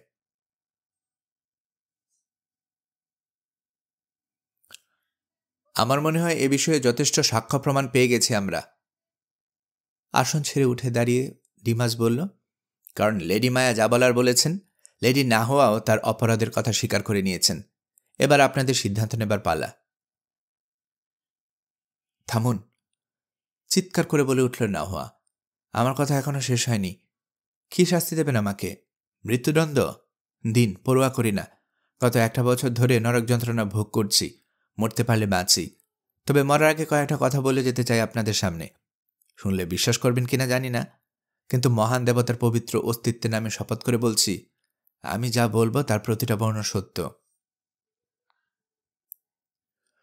মন্দিরের ভেতরে পিনপতন নীরবতা। সবাই আগ্রহ নিয়ে তাকিয়ে আছে নাহুয়ার দিকে। টিকালের দিকে তাকিয়ে দেখি মিটপিট করে হাসছে সে। আমার স্বামী লর্ড টিকালকে উৎখাত করে আজ রাতে যাকে ভবিষ্যৎ সর্দার হিসেবে ঘোষণা করতে যাচ্ছেন আপনারা, যাকে অবতার বলে মনে করেন, কল্পনা করেন যে ছেলে বাতিঘরের মতো পথ দেখাবে এই জাতিকে, সে যে জারদ সন্তান, তা কি জানা আছে আপনাদের? হাঁ হয়ে গেছে অনেকেই। কেউ কেউ গালমন্দ করছে নাহুয়াকে, বলছে মাথা খারাপ হয়ে গেছে ওর। কিন্তু আগের মতোই অবিচল ভঙ্গিতে দাঁড়িয়ে আছে মেয়েটা, ঘাড় উঁচু করে তাকিয়ে আছে সিটি অব দ্য হার্টের তথাকথিত গণ্যমান্য লোকদের দিকে। কিছুক্ষণ পর আবার নীরবতা নামল মন্দিরের ভেতরে। আবার বলতে শুরু করল নাহুয়া, আমার কথা শুনুন, প্রমাণ ছাড়া কিছু বলছি না আমি। কি মনে করেন আপনারা, কেন খুন করতে গিয়েছিলাম ওই ছোট্ট বাচ্চাটাকে? যাতে আমার শত্রু মায়ের মন ভেঙে যায়? হ্যাঁ, কথাটা ঠিক। যাতে আমার ছেলেকে বসাতে পারি ওই জারজটার জায়গায়। হ্যাঁ, তাও ঠিক, কিন্তু আরও কারণ আছে। প্রথম থেকেই বলছি সব। আমার বাবা সৎ লোক ছিলেন না, বলতে লজ্জা করছে, কিন্তু কথাটা সত্য। দিবা নিশিকে এক করার উদ্দেশ্য নিয়ে লর্ড জিবালবে যখন শহরের বাইরে গেলেন, তখন থেকে সুযোগ খুঁজতে থাকেন তিনি। ছোটবেলা থেকে লর্ড টিকালের মনে সর্দার হওয়ার ইচ্ছে ছিল, জানতেন বাবা। এদিকে আমিও ছোটবেলা থেকে টিকালকে ভালোবাসতাম। উপযুক্ত চাল চালালেন বাবা। লর্ড জিবালবে ফিরে আসার আরও 1 বছর বাকি আছে। এমন সময় কী সব গণনা করে ঘোষণা করলেন জিবালবে আর লেডি মায়া মারা গেছেন। কথাটা ঢা মিথ্যা। আসলে কিছুই গণনা করেননি বাবা। টিকালকে বুঝিয়েছেন আমাকে বিয়ে করতে রাজি হলে তাকে সর্দার হতে সাহায্য করবেন, আর আপনাদেরকে বুঝিয়েছেন জিবালবের অনুপস্থিতিতে একজন সর্দারের দরকার হয়ে পড়েছে। ঘটনা যখন ঘটেছে তখন এত কিছু জানা ছিল না আমার। বাবা বুঝিয়েছেন, আর সব আমার মন মতো হয়েছে দেখে খুশি হয়ে মেনে নিয়েছি আমি। মহাবোকার মতো ভেবেছি লর্ড টিকাল হয়তো ভালোবেসে বিয়ে করেছেন আমাকে। হায় ভালোবাসা, নিয়তির পরিহাস। আমাদের বিয়ের রাতেই শহরে ফিরে এলেন লর্ড জিবালবে আর মায়া, সঙ্গে 2 ভিনদেশী। সে রাতে টের পেলাম আমার সঙ্গে আসলে এতদিন ভালোবাসার অভিনয় করেছেন টিকাল। তার মন প্রাণ জুড়ে আছে শুধু মায়া। প্রথম ধাক্কাটা লাগলো আমার বুকে। দ্বিতীয় ধাক্কাটা লাগলো যখন শুনলাম মায়াকে পাওয়ার জন্য আমাকে খুন করতে চান টিকাল। হ্যাঁ, আশ্চর্য হওয়ার কিছু নেই, সত্য কথাই বলছি।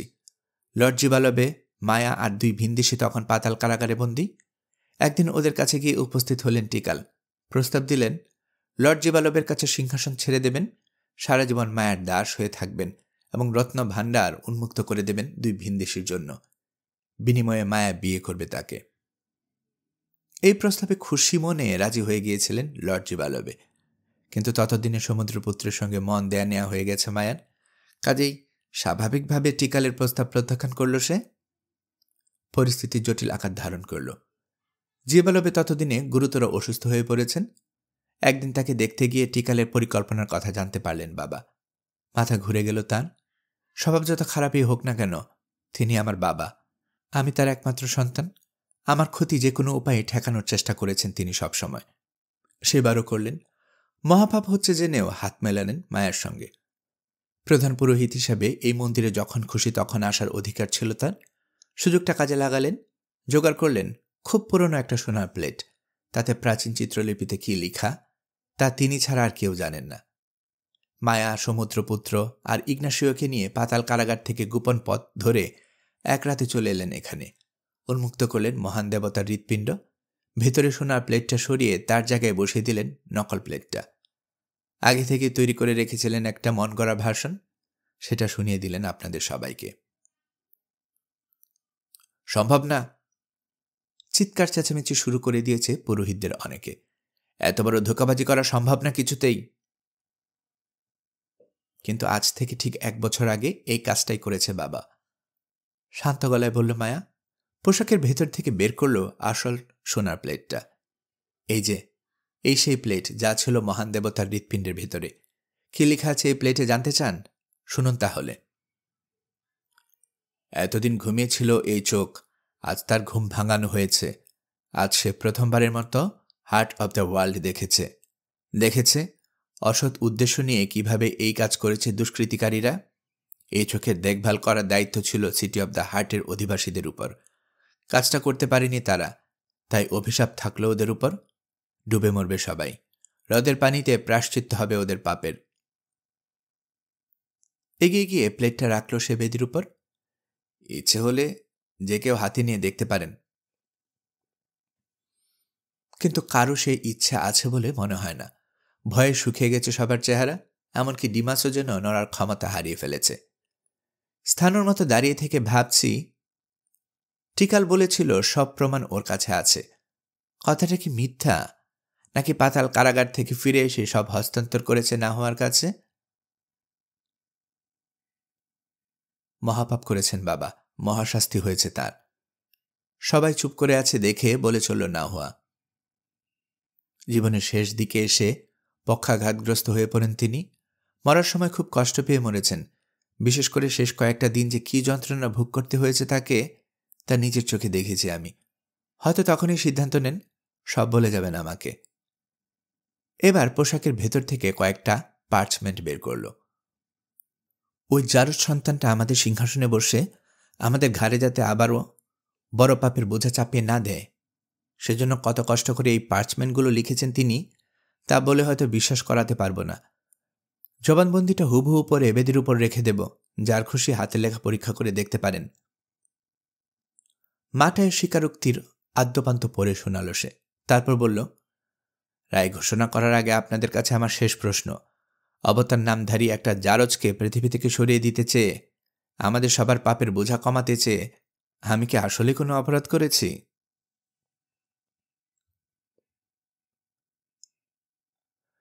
বক্তব্য শেষ করে বসে পড়েছে না হওয়া। পুরোহিতদের কারো চেহারায় ভয়, কারো চেহারায় অবিশ্বাস। কেউ বিস্মিত, আবার কেউ ক্রুদ্ধ।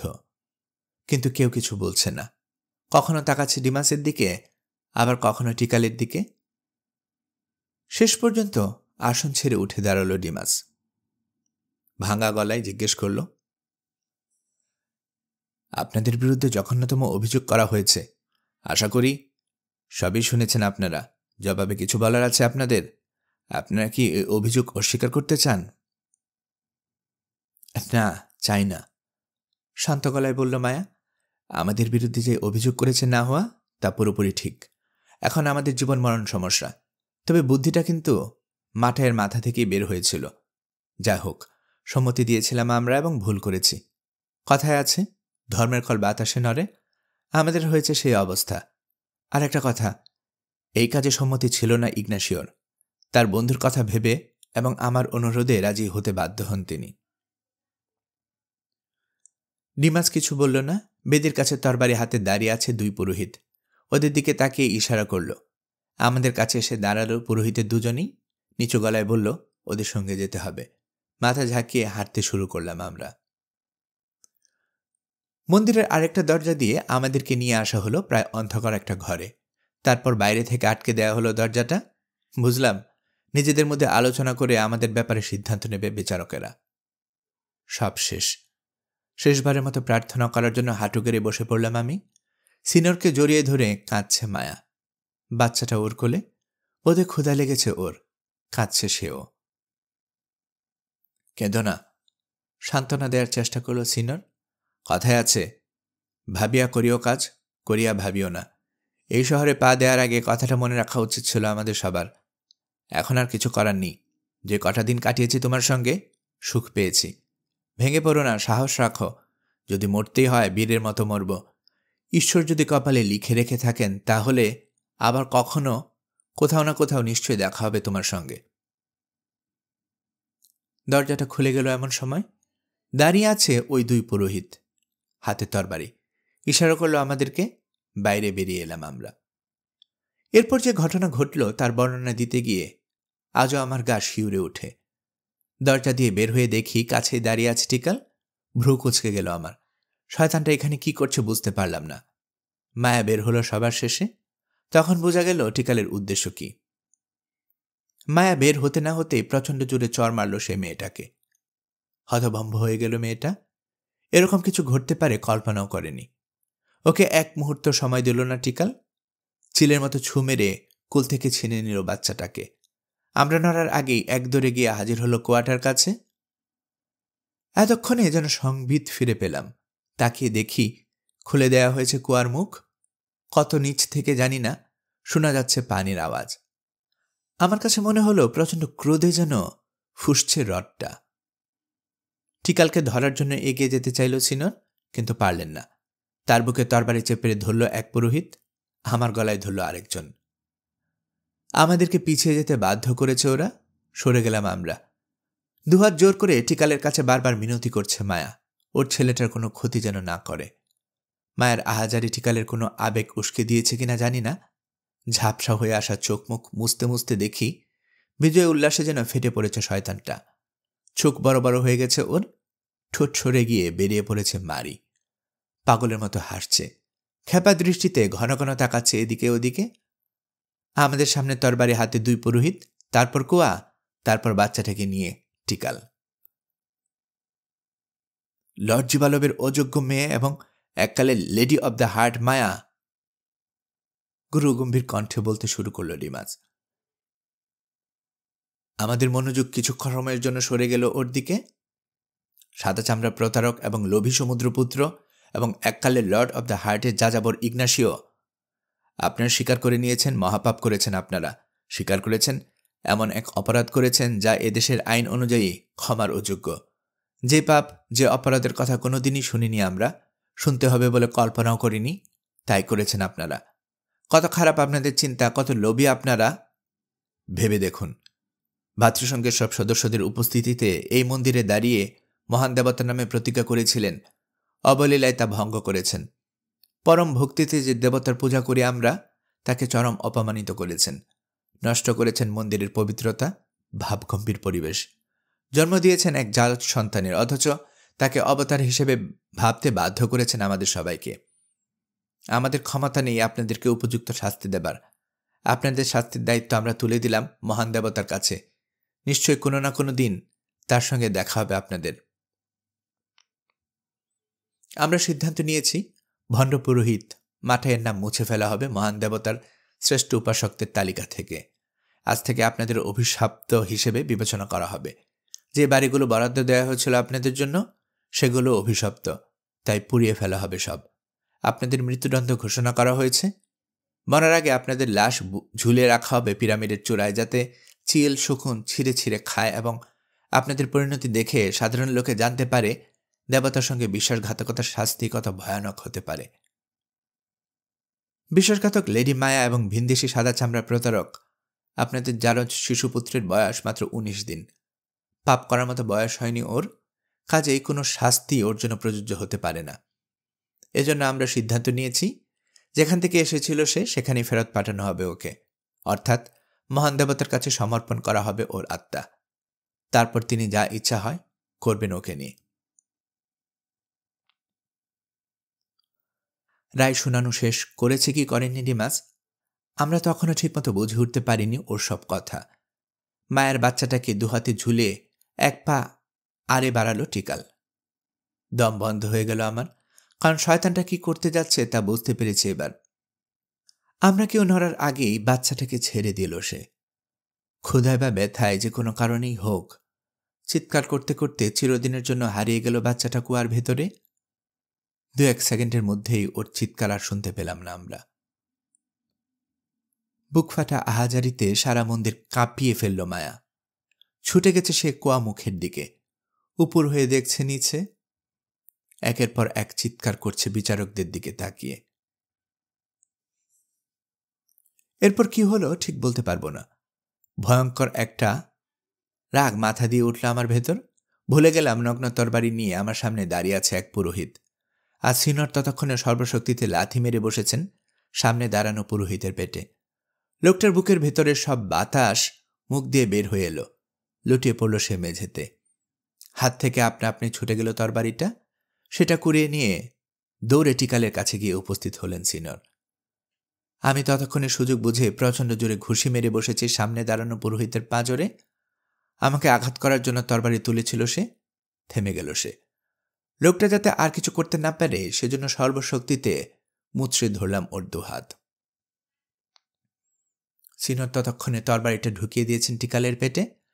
শয়তানটার মরণ আর্তনাদে আরেকবার কেঁপে উঠল মন্দিরের ভেতরটা, কিন্তু তাতে সিনরের রাগটা কমল না। দুহাতে টিকালের গলা টিপে ধরলেন তিনি। কিছুক্ষণ পর এক ঝটকায় লোকটাকে তুলে নিলেন মাথার উপর, তারপর সজোরে নিক্ষেপ করলেন কুয়ার ভেতরে। মায়ের বুক ফাটা আর্তনাদ এখনো থামেনি। দেখে মনে হচ্ছে পাগল হয়ে গেছে বেচারি। উন্মাদের মতো এদিকে সেদিকে তাকাচ্ছে। একসময় গলা ফাটিয়ে বলতে লাগলো, এই শহরটা যদি হ্রদের পানিতে পুরোপুরি ডুবেও যায় তারপরও তোদের পাপ শেষ হবে না, শয়তানের বাচ্চারা। একটা নিষ্পাপ বাচ্চাকে খুন করতে একটুও খারাপ লাগলো না তোদের? কেন করলি তোরা এই কাজটা? কেন? সবাই হতভম্ব হয়ে গেছে। পাগলপাড়া মায়া লাফিয়ে উঠে দাঁড়ালো কুয়ার সামনে থেকে। এক দৌড়ে হাজির হলো বেদির কাছে। প্রথমে ২ হাতে সর্বশক্তিতে টেনে ধরল ওর চুল, তারপর যেন হঠাৎ করে মহান দেবতার হৃৎপিণ্ডটার উপর চোখ পড়ল ওর। কেউ কিছু বলা বা করার আগেই লাফিয়ে গিয়ে ধরল সেটাকে। দাঁতে দাঁত চেপে হ্যাচকা টান মারল। ক্রোধ উন্মুক্ত অবস্থায় মানুষের শরীরে ও সুরের শক্তি ভর করে। হয়তো সেজন্যই মায়ার টানে ভিত্তি থেকে আকলা হয়ে গেল হার্ট অব দ্য ওয়ার্ল্ড। তাল সামলাতে না পেরে ওটাসহ মেঝেতে উল্টে পড়ে গেল মায়া। পর মুহূর্তে উঠে দাঁড়ালো, খ্যাপাতে দৃষ্টিতে এদিক সেদিক তাকিয়ে হা হা করে হাসল। তারপর সর্বশক্তিতে আছাড় মারল হৃৎপিণ্ডটাকে। ভেঙে টুকরো টুকরো হয়ে গেল জিনিসটা। ভিতরে রত্নপাথরগুলো এক একটা এক এক দিকে ছিটকে গেল। স্থবির হয়ে দাঁড়িয়ে আছে আমরা সবাই। আমার হাত আপনা থেকে আকলা হয়ে গেছে। পুরোহিতটা এখন ইচ্ছে করলে এক কোপে আমার ধর থেকে মুন্ড আলাদা করে দিতে পারে, কিন্তু ওরকম কিছু করা তো দূরের কথা। মায়ের কাছ থেকে ভয়ে থরথর করে কাঁপছে লোকটা। সিনর যে পুরোহিতকে আঘাত করেছে সেও দেখে ব্যথা ভুলে উঠে দাঁড়িয়েছে, কিংকর্তব্য বিমূঢ় হয়ে তাকিয়ে আছে টুকরো টুকরো হয়ে যাওয়া হৃৎপিণ্ডটার দিকে। অস্পষ্ট গুম গুম আওয়াজ শোনা যাচ্ছে, যেন অনেক দূর থেকে প্রবল বেগে ধেয়ে আসছে পানির দানবীয় স্রোত। শব্দটা শোনা মাত্র হুঁশ ফিরল জৈনক পুরোহিতের। চিৎকার করে বলল সে, পালাও পালাও সবাই, ভেঙে গেছে কবজা, খুলে গেছে ফ্ল্যাট গেট। হ্রদের সব পানি ঢুকে যাচ্ছে আমাদের শহরে, ডুবে মরতে হবে এবার। কথাটা শোনা মাত্র আতঙ্কিত হয়ে পড়ল সবাই। মন্দিরের সামনের দরজা দিয়ে কে কার আগে বের হতে পারে তা নিয়ে হুড়োহুড়ি শুরু হয়ে গেছে। ধাক্কাধাক্কির কারণে মাটিতে পড়ে গেছে কেউ কেউ। ওদেরকে পদদলিত করেই দৌড়ে পালাচ্ছে বাকিরা। কুয়ার মুখের কাছে স্থির হয়ে দাঁড়িয়ে আছে সিনর। চুপ করে দাঁড়িয়ে আছে মায়া। এগিয়ে গিয়ে ওর একটা হাত ধরলাম। সিনরের দিকে তাকিয়ে স্প্যানিশে বললাম, দেরি করবেন না, তাড়াতাড়ি চলুন, আমাদের হাতে সময় খুবই কম। দাঁড়িয়ে থেকে আর লাভ নেই বুঝতে পেরে আমাদের দিকে ছুটে এলো সিনর। ডিমাস যখন পাতাল কারাগার থেকে গোপন পথ দিয়ে আমাদের নিয়ে এসেছিল মন্দিরে, একটা দরজাতেও তালা দেয়নি। আগেও বলেছি বোধহয়। প্রথম দরজাটা দিয়ে ঢুকে পড়লাম আমরা। পাথরের দরজাটা ঠেলে লাগিয়ে দিলে দেয়ালের সঙ্গে পুরোপুরি মিশে যায়, একটুখানি ফাঁকও থাকে না। মায়াকে নিয়ে ঢুকে পড়লাম আমি। পর মুহূর্তে ভেতরে চলে এলেন সিনর। অপ্রকৃতস্থ মায়াকে ধরলেন তিনি। আমি সর্বশক্তিতে ধাক্কা দিতে লাগলাম দরজাটা বন্ধ করে দেব। এমন সময় ভয়াবহ একটা দৃশ্য চোখে পড়ল। কুয়ার মুখ দিয়ে ফোয়ারার মতো ছিটকে বের হচ্ছে পানি, গিয়ে আঘাত করছে মন্দিরের ছাদে। পানির ধাক্কাটা কত জোরে লাগছে চোখে না দেখলে বিশ্বাস করা কঠিন। ছাদের মার্বেলের ব্লকগুলো খসে পড়তে শুরু করেছে। ভারী ব্লকগুলো কোনোটা গিয়ে পড়ছে ছুটন্ত পুরোহিতদের মাথায়। সঙ্গে সঙ্গে প্রাণ হারিয়ে লুটে পড়ছে ওরা। আতঙ্ক আরও বাড়ছে তাতে। হুড়োহুড়ি আরও বেশি হচ্ছে। সব দরজার কাছে পড়ে আছে কয়েকজন লাশ। অন্যদের পায়ের চাপায় এতক্ষণে ভর্তা হয়ে গেছে মনে হয়। কুয়ার মুখ দিয়ে পানির ফোয়ারার সঙ্গে উঠে এসেছে টিকালের লাশ। প্রচণ্ড জোরে সেটা বাড়িয়ে খাচ্ছে মন্দিরের ছাদের সঙ্গে, থেতলে গেছে শরীরটা। স্রোতের বেগ একটু কমে আসা মাত্র লাশটা হুড়মুড় করে পড়ল কুয়া মুখের কাছে। ওর খোলা নিষ্প্রাণ চোখের দিকে তাকিয়ে গলা শুকিয়ে গেল আমার। তাড়াতাড়ি বন্ধ করে দিলাম দরজাটা। ভাগ্য ভালো, চাবির গোছাটা ঝুলছে তালার ফুটোয়। সেটা ঘুরিয়ে আটকে দিলাম দরজাটা। আলগা করে নিলাম গোছাটা। কয়েকশো ধাপ সিঁড়ি আর ডজন ডজন প্যাসেজ পার হয়ে হাজির হলাম পাতাল কারাকক্ষে। এখানে থাকাটা মোটেও উচিত হবে না, বুঝতে পারছি। মাটি কাঁপতে শুরু করেছে। গুমগুম আওয়াজটা আরও জোরে শোনা যাচ্ছে। পুরো পিরামিডটা যেন দুলছে। 1000 বছর ধরে আটকে থাকা পানির স্রোত আজ পথ করে নিতে পেরেছে। সামনে যা পাচ্ছে তাই গুড়িয়ে দিয়ে এগিয়ে আসছে অপ্রতিরোধ্যের গতিতে। একটা জ্বলন্ত লণ্ঠন হাতে নিলাম আমি। মায়ার জ্ঞান আছে কি না বোঝা যাচ্ছে না। ওকে কাঁধে তুলে নিলেন সিনিয়র। দুজনে ছুটে গেলাম আমরা তামার দরজাটার কাছে। গোছা থেকে খুঁজে খুঁজে ঠিক চাবিটা বের করতে বেশি সময় লাগলো না আমার। দরজাটা খুলে মাত্র পা দিয়েছি সিঁড়িতে, এমন সময় টের পেলাম পাতাল কারাগারে যে কোনোভাবেই হোক ঢুকে গেছে পানি। বাড়ছে দ্রুত গতিতে, ডুবে যাচ্ছে সব কিছু। মাত্র কয়েক মুহূর্ত নষ্ট করেছি আমরা সিঁড়িতে দাঁড়িয়ে। ওই সময়ের মধ্যেই 6 থেকে 8 ফুট পানি জমে গেছে কারাগারের ভেতরে। আর দেরি করার কোনো মানে হয় না। ছুট লাগালাম আমরা। এবার একের পর এক সিঁড়ি বেয়ে উপরে উঠছি। একের পর এক বন্ধ দরজা আমাদের সামনে। গোছা থেকে চাবি খুঁজে বের করে খুলতে হচ্ছে সেগুলো। যে চাবিটা একবার কাজে লেগে যাচ্ছে, ঝামেলা কমানোর জন্য সেটা আলাদা করে ফেলছি গোছা থেকে, কিন্তু ফেলে দিচ্ছি না, পকেটে রাখছি। পরে যদি কাজে লাগে। দেখা গেল ভুল অনুমান করিনি আমি। এরকম একাধিক দরজা পাওয়া গেল যেগুলো খুলতে হলো আগের কোনো চাবি দিয়ে। শেষ পর্যন্ত বের হয়ে এলাম খোলা বাতাসে। হাজির হলাম পিরামিডের চূড়ায়। তখন ধূসর আলো ফুটতে শুরু করেছে শেষ রাতের আকাশে। নিচের দিকে তাকিয়ে আমার গায়ে আরেকবার কাঁটা দিয়ে উঠল। নতুন বছরকে স্বাগত জানাবে বলে পিরামিডের চত্বরের বাইরে জড়ো হয়েছে হাজার হাজার শহরবাসী। কিন্তু চত্বরে ঢুকতে পারেনি ওরা, কারণ বিশাল একটা তামার দরজা আছে এবং সেটা এখনো বন্ধ। নিয়ম হচ্ছে মন্দিরের সভা শেষ করে বাইরে আসবেন ভাতৃসংঘ এবং মন্ত্রণা সভার সদস্যরা, আসন গ্রহণ করবেন, তারপর খোলা হবে দরজাটা। সুশৃঙ্খলভাবে ভেতরে ঢুকবে জনতা, সিঁড়ি দিয়ে উঠে গিয়ে দাঁড়াবে নির্দিষ্ট জায়গায়। পুরোহিতদের কেউই আজ আসন গ্রহণ করতে পারেনি, কারণ মন্দির থেকে তাড়াহুড়ো করে বের হতে গিয়ে বেশিরভাগই হয় আহত, হয়তো নিহত হয়েছে। যারা বাইরে আসতে পেরেছে তারা উদ্ভ্রান্তের মতো ছুটোছুটি করছে। দরজা খোলা অথবা পিরামিড পাহারা দেওয়ার দায়িত্বে নিয়োজিত প্রহরীরা বুঝতে পারছে না কি করা উচিত। আমাদেরকে দেখামাত্র চিৎকার করে উঠল জনতা। কিছু বলতে যাচ্ছে ওরা, কিন্তু এত উপর থেকে ওদের কথা শোনা সম্ভব না আমাদের পক্ষে। শহরের রাস্তা আর অলিগলি ধরে ছুটে আসছে পানির স্রোত।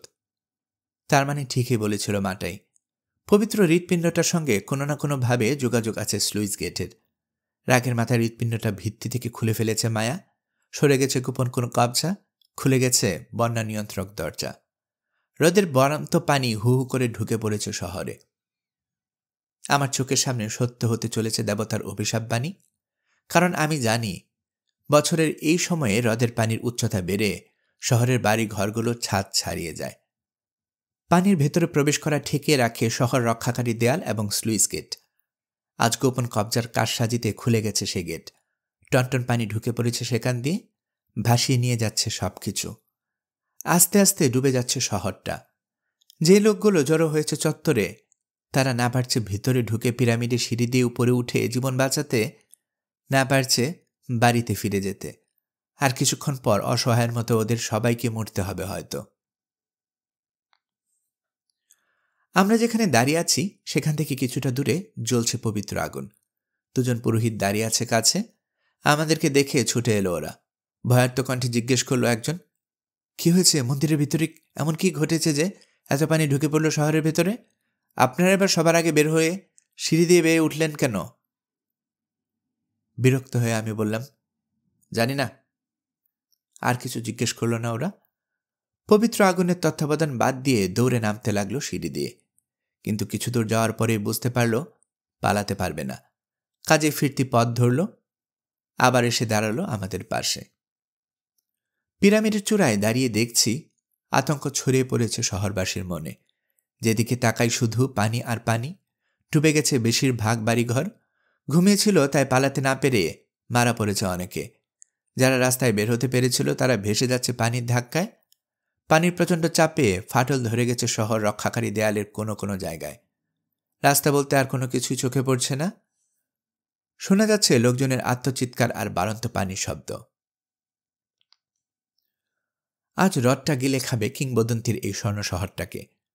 আজ পানিতে তলিয়ে গিয়ে মেক্সিকোর মানচিত্র থেকে নিশ্চিহ্ন হয়ে যাবে এই নগর রাষ্ট্র। বাড়ন্ত পানির বীভৎস আওয়াজ সে কথায় জানান দিচ্ছে। পানির ধাক্কায় ভেঙে গিয়ে বাড়িগুলো স্রোতের সঙ্গে ভেসে যাচ্ছে একে একে। শিকড়সহ উঠে এসেছে বেশিরভাগ গাছ, ভেসে যাচ্ছে সেগুলো। সূর্যকিরণ ছড়িয়ে পড়ল আকাশে। আরও পরিষ্কার হলো চারদিক। উঁচু উঁচু কয়েকটা গাছের চূড়া আর এই পিরামিডের উপরের অংশটা ছাড়া পুরো শহর ডুবে গেছে। 1 ঘন্টার মধ্যে সব শেষ। কিংবদন্তির স্বর্ণ শহর এবার সত্য সত্যই কিংবদন্তিতে পরিণত হয়েছে। আফসোস, আমাদের পূর্বপুরুষেরা বছরের পর বছর কষ্ট করে যে শহর গড়ে তুলেছিলেন তা মাত্র 1 ঘন্টার মধ্যে ধ্বংস হয়ে গেল। এই শহরের গোপন রত্ন ভাণ্ডারের 7 রাজার সম্পদ লুকিয়ে রেখেছিলেন তারা, সব নিশ্চিহ্ন হয়ে গেল। এই সম্পদের কিছুটা কাজে লাগিয়ে মেক্সিকো স্বাধীনতার স্বপ্ন দেখেছিলাম আমি, তা নির্মূল হয়ে গেল। হ্রদের পানির উচ্চতা আর শহরে ঢুকে পড়া পানির উচ্চতা সমান হয়ে গেছে। কাজেই এখন আর পানি ঢুকবে না। প্রায় স্থির ফেনাবিহীন পানিতে এখন প্রতিফলিত হচ্ছে নতুন বছরের তেজি সূর্যালোক। ভাঙা কাঠ, উপচে পড়া গাছ ভাসছে এখানে সেখানে। কোথাও ভাসছে মানুষের লাশ। স্বর্ণ শহরের এই কিয়ামতের খবর কিভাবে যেন পেয়েছে 2-4টা ঈগল। শূন্যে ডানা মেলে চক্কর দিতে দিতে যথেষ্ট নিচে নেমে এসেছে পাখিগুলো। জ্ঞান ফিরে আসছে মায়ার। কিছুক্ষণ পর চোখ খুলল সে। পিটপিট করল কিছুক্ষণ, একদৃষ্টিতে তাকিয়ে থাকল, তারপর উঠে বসে ফুঁপিয়ে কেঁদে উঠল। বোধহয় বাচ্চাটার কথা মনে পড়ে গেছে। তারপর হঠাৎ করে দেখল তলিয়ে যাওয়ার শহরটা। কান্না থেমে গেল আপনা থেকেই। আবার 2 হাতে চুল খামছে ধরল সে। আত্মচিৎকার করে উঠল। চোখ বড় বড় হয়ে গেছে ওর। কাঁপছে সে। ভয়ার্ত কণ্ঠে বলল, কি করেছি আমি এটা? কি করেছি? ধ্বংস হয়ে গেছে আমাদের শহর। অভিশাপ সত্য হয়েছে। লাফিয়ে দাঁড়িয়ে গেল সে। পিরামিডের যে জায়গায় বসে আছে আমরা, সেখানে ছুটে বেড়ালো কিছুক্ষণ। তারপর ফিরে এসে খামছে ধরল সিনরকে। উন্মাদিনীর মতো জিজ্ঞেস করল, আমার বাচ্চাটা কই? কোথায় গেল সে? জবাব দিল না সিনর। তার পাশে বসে পড়ল মায়া। 2 হাত একসঙ্গে করে ধরল পেটের সঙ্গে। ওর বাচ্চাটাকে কোলে নিয়েছে যেন। দোল দিচ্ছে আপন মনে, হাসছে মিটমিট। হঠাৎ আমার দিকে তাকিয়ে বলল, দেখুন ইগনাসিও, দেখুন আমার ছেলেটা খুব সুন্দর, তাই না? এরকম একটা ছেলে জন্ম দিয়েছে বলে কি যে গর্ব হয় আমার। বলতে বলতে জ্ঞান হারিয়ে লুটিয়ে পড়ল সে সিনরের কোলে। চোখ জ্বালা করে উঠল আমার। সিনরের কাছ থেকে অশ্রু লোকানোর জন্য মুখ ঘোরালাম আরেক দিকে।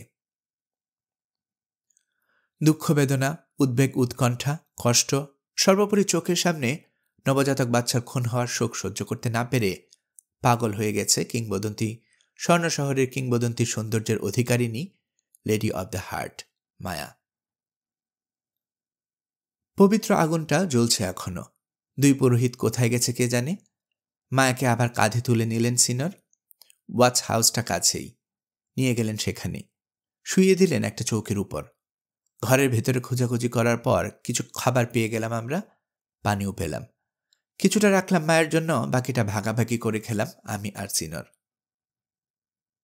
বাচ্চাটাকে খাওয়াতে না পেরে স্তনে দুধ জমে গিয়ে কষ্ট হয়েছে মায়ার। প্রবল জোরে আচ্ছন্ন হয়ে পড়েছে সে, আবল তাবল বকছে, মূর্ছে যাচ্ছে বারবার। খাবার তো পরের কথা, 1 ফোঁটা পানি পর্যন্ত ছুঁয়ে দেখেনি। সাধ্যমতো চেষ্টা করেছি আমি আর সিনর, কিন্তু কী বা করার আছে আমাদের। টানা 2 দিন নিদারুণ যন্ত্রণা ভোগ করার পর 3য় দিন ভোরের দিকে মারা গেল বেচারি। আজও মনে আছে, মরার আগে জ্ঞান ফিরে পেয়েছিল সে। ওর মানসিক অপ্রকৃতস্থতা কেটেও গিয়েছিল। সিনিয়রের কোলে মাথা রেখে কাঁদতে কাঁদতে বলছিল, আফসোস, কষ্ট ছাড়া আর কিছু দিতে পারলাম না আমি আপনাকে। সময় হয়ে গেছে আমার, কিছুক্ষণ পরেই চলে যাব আপনাদের ছেড়ে। আর কোনোদিন দেখা হবে কিনা জানি না। পবিত্র মন্দিরে ঢুকে যে জঘন্য অপকর্ম করেছি, তা না করে বরং মরলেই ভালো হতো। তাহলে আমাদের বাচ্চাটাও হতো না। একটা অমানুষের হাতে ওভাবে খুন হতো না সে। আর শহরের এতগুলো লোককে খুন করার দায় মাথায় নিয়ে এভাবে চিরবিদায় নিতে হতো না আমাকে। কিন্তু কি করব বলুন, বাচ্চাটাকে চোখের সামনে কুয়ায় ফেলে দিল টিকাল। দেখে মাথা খারাপ হয়ে গেল আমার। কুয়ায় উকি দিয়ে দেখি, তখন দেখছিলাম, বুঝতে পারছিলাম আর কোনোদিন ফিরে আসবে না আমাদের বাচ্চাটা। তখন পানির আওয়াজ শুনে কি যেন হয়ে গেল আমার, বলতে পারবো না। মনে হলো কেউ যেন বলছে আমার ভেতর থেকে, ধ্বংস করে দে সব মায়া, পানিতে ডুবিয়ে মার তোর শত্রুদের। তারপর আর কিছু খেয়াল নেই। আমার পাপের এমনিতেই শেষ নেই, মরার আগে আরেকটা বড় পাপ করলাম। আর কতদিনে নরক বাস হবে জানি না। আচ্ছা, নিয়তি এত নিষ্ঠুর কেন বলতে পারেন? পানিতে ডুবেই একদিন ধ্বংস হয়ে যাবে স্বর্ণ শহর, লেখা ছিল নিয়তির বিধানে। কিন্তু আমার হাত দিয়ে এই কাজটা করালো কেন সে? তারপরও ক্ষমা প্রার্থনা করছে মহান দেবতার কাছে, তিনি যে শাস্তি দেওয়ার আগে আমার অসহায়ত্বটা অন্তত একবারের জন্য হলে বিবেচনা করেন। আমি জানি আপনি বুদ্ধিমান লোক, আমি বিশ্বাস করি আপনি পালাতে পারবেন এই অশুভ জায়গা থেকে। যান, পালিয়ে নিরাপদে কোথাও, অনেক দূরে কোথাও চলে যান। সুখে শান্তিতে কাটিয়ে দিন বাকি জীবন। যদি প্রয়োজন মনে করেন, অন্য কাউকে জীবনসঙ্গী হিসেবে গ্রহণ করবেন। কিন্তু মনে রাখবেন, আপনার ছেলেটাকে সঙ্গে নিয়ে চিরজীবনের দেশে আপনার অপেক্ষাতে থাকব আমি। আপনি যাবেন তো সেখানে? বিদায় স্বামী আমার। দেখুন, বেশি দিন বাঁচতে পারলাম না এই পৃথিবীতে। যতদিন বাঁচলাম, সর্দারের মেয়ে হওয়ার পরও সুখী হতে পারলাম না। শুধু আপনার সঙ্গে যে কটা দিন কাটিয়েছি, স্বাচ্ছন্দ্যে কাটিয়েছি। আমার সৌভাগ্য, আজ আপনার কোলে মাথা রেখে মরতে পারছি। আমার বিশ্বাস আপনি সত্যিকার অর্থে ভালোবেসেছিলেন আমাকে, আর আপনার প্রেমেই আমার সারা জীবনের সব অপূর্ণতা ঢেকে দিয়েছে। ইগনাসিও, আপনাকেও বিদায় বলে যেতে চাই। সত্যিকার একজন বন্ধুর মতো আমার পাশে সবসময় ছিলেন আপনি। একজন খাঁটি মানুষের মতো প্রতিজ্ঞা রক্ষা করেছেন, নিজের লাভ ক্ষতি বিবেচনা করেননি। অথচ আমি সবসময় ভালো ব্যবহার করতে পারিনি আপনার সঙ্গে, বরং কখনো কখনো দুর্ব্যবহার করেছি। কখনো আবার আমার স্বামীর সঙ্গে আপনার ঘনিষ্ঠতা দেখে ঈর্ষান্বিত হয়েছি। যদি সম্ভব হয় ক্ষমা করে দেবেন আমাকে। মরার আগে আপনার প্রতি আমার একটাই অনুরোধ, সেই ডাকাতের বাড়িতে আমাদের দেখা হওয়ার আগে আমার স্বামীকে যেভাবে দেখভাল করতেন, সেভাবে দেখে শুনে রাখবেন, খেয়াল রাখবেন ওর কোনো ক্ষতি যেন না হয়। স্বামী, আমাকে ভুলে যাবেন না, ভুলে যাবেন না আপনার ছেলেটার কথা। বলুন, মনে রাখবেন তো আমাকে? জবাবে সিনর কি বলেছিলেন আমার মনে নেই। সিনরের কপালে মাথায় হাত বুলিয়ে দিতে লাগলো মায়া। মেয়েটার চোখ দিয়ে টপ টপ করে পানি পড়ছে। কাঁদছেন সিনরও। কি যেন খামছে ধরছে আমার বুকের ভেতরটা। হাত বুলাচ্ছি সেখানে, কিন্তু উপশম হচ্ছে না। গলার কাছে শক্ত হয়ে আটকে আছে কিছু একটা। বারবার ঢোক গিলেও নামাতে পারছি না। দৃষ্টি ঝাপসা হয়ে গেছে, অশ্রুতে ভিজে গেছে চোখ। শেষ পর্যন্ত উঠে চলে আসতে বাধ্য হলাম। ঘণ্টাখানেক পর ওয়াচ হাউস থেকে বাইরে বের হয়ে এলেন সিনর। হতভম্বের মতো তাকিয়ে আছেন আমার দিকে। কোনো একটা কথা তার বুক ফেটে বের হয়ে আসতে চাচ্ছে, কিন্তু বলতে পারছেন না। কাঁপছে ঠোঁট, পানি টলমল করছে চোখে। বুক ফাটা আর্তনাদ করে ঝাঁপিয়ে পড়লেন তিনি আমার বুকে। ধ্বংস হয়ে গেছে স্বর্ণ শহর, তাই তীরে বসবাসকারী ইন্ডিয়ানরা ভয়ে কিছু করতে এলো না প্রথমে, কিন্তু আস্তে আস্তে ওদের ভয় কেটে গেল। 2-4টা বড় বড় নৌকা নিয়ে উদ্ধার কাজ চালানোর জন্য এগিয়ে এলো ওরা। কিন্তু আশ্চর্যের ব্যাপার, পিরামিডের দিকে আসছে না কেউই, কেন জানি না। আমাদের সঙ্গে সেই 2 পুরোহিত আবার হাজির হয়েছে, চিৎকার করে হাত নেড়ে নৌকার আরোহীদের দৃষ্টি আকর্ষণের চেষ্টা করছে। কোনো লাভ হলো না। নৌকার আরোহীরা হয়তো দেখল, কিন্তু এদিকে এলো না কেউই। ভেবেছিলাম ওরা কেউ এলে মায়ার লাশটা নিয়ে উঠে পড়ব নৌকার, তীরে পৌঁছে কবর দেব। হলো না। সারাটা রাত লাশটা নিয়ে বসে থাকতে হলো আমাদেরকে। ইতিমধ্যে 2 পুরোহিত জেনে গেছে মারা গেছে মায়া, এও জেনে গেছে ওয়াচ হাউসের ভেতরে রাখা আছে লাশ। ভয়ে সেদিকে যাচ্ছে না দুজনের কেউই। মানুষের দেহে প্রাণ থাকলে সে কারো ক্ষতি করতে পারে, কিন্তু একটা লাশ কার কি ক্ষতি করতে পারে বুঝলাম না। যা হোক, আমাদেরকে উদ্ধার করতে এলো না কেউই। বুঝতে পারছি এভাবে থাকা যাবে না বেশিক্ষণ। চিরগরমের এই দেশে এভাবে পড়ে থাকলে পচন ধরতে বেশি সময় লাগবে না মায়ের লাশে। তাই বাধ্য হয়ে একটা পরিকল্পনা গ্রহণ করতে হলো। এখনো জ্বলছে পবিত্র আগুন। কিছু সময় পর পর পালা করে গিয়ে আগুনটা উস্কে দিচ্ছে 2 পুরোহিত। সব শেষ। এখন আর আগুন জ্বালিয়ে রাখার মানে হয় না। তবে আমার মনে হয় আশা ছাড়েনি লোক দুটো। দূর থেকে আগুন দেখে যদি কারো মনে দয়া হয়, কেউ যদি উদ্ধার করতে আসে আমাদেরকে। যা হোক, নতুন বছরের শুরুতে জনতার সামনে উপস্থিত হওয়ার নিয়ম স্বর্ণ শহরের হুমড়া চুমড়া লোকদের। এর আগের বার দেখেছি কাঠের টুলে বসেছে ওরা। টুলগুলো আছে কাছে পিঠেই। নিয়ে এলাম বেশ কটা টুল, ভেঙে লাকড়ির মতো বানালাম। ওয়াচ হাউসের ভেতরে জ্বালানি আছে, দেখেছি আগেই। নিয়ে এলাম সেগুলো। সবগুলো লাকড়ি আগুনে ফেলে ঢেলে দিলাম সবটুকু জ্বালানি। দাও দাও করে জ্বলে উঠল আগুন। একটা সাদা আলখাল্লা দিয়ে মায়ের লাশটা ভালো মতো ঢেকে নিয়ে এলেন সিনর। দুজনে ধরাধরি করে শুইয়ে দিলাম মায়াকে আগুনের শয্যায়। দূরে দাঁড়িয়ে দেখছি আগুনের লেলিহান শিখা যেন একটা মানুষ সমান উঁচু হয়ে উঠে যাচ্ছে।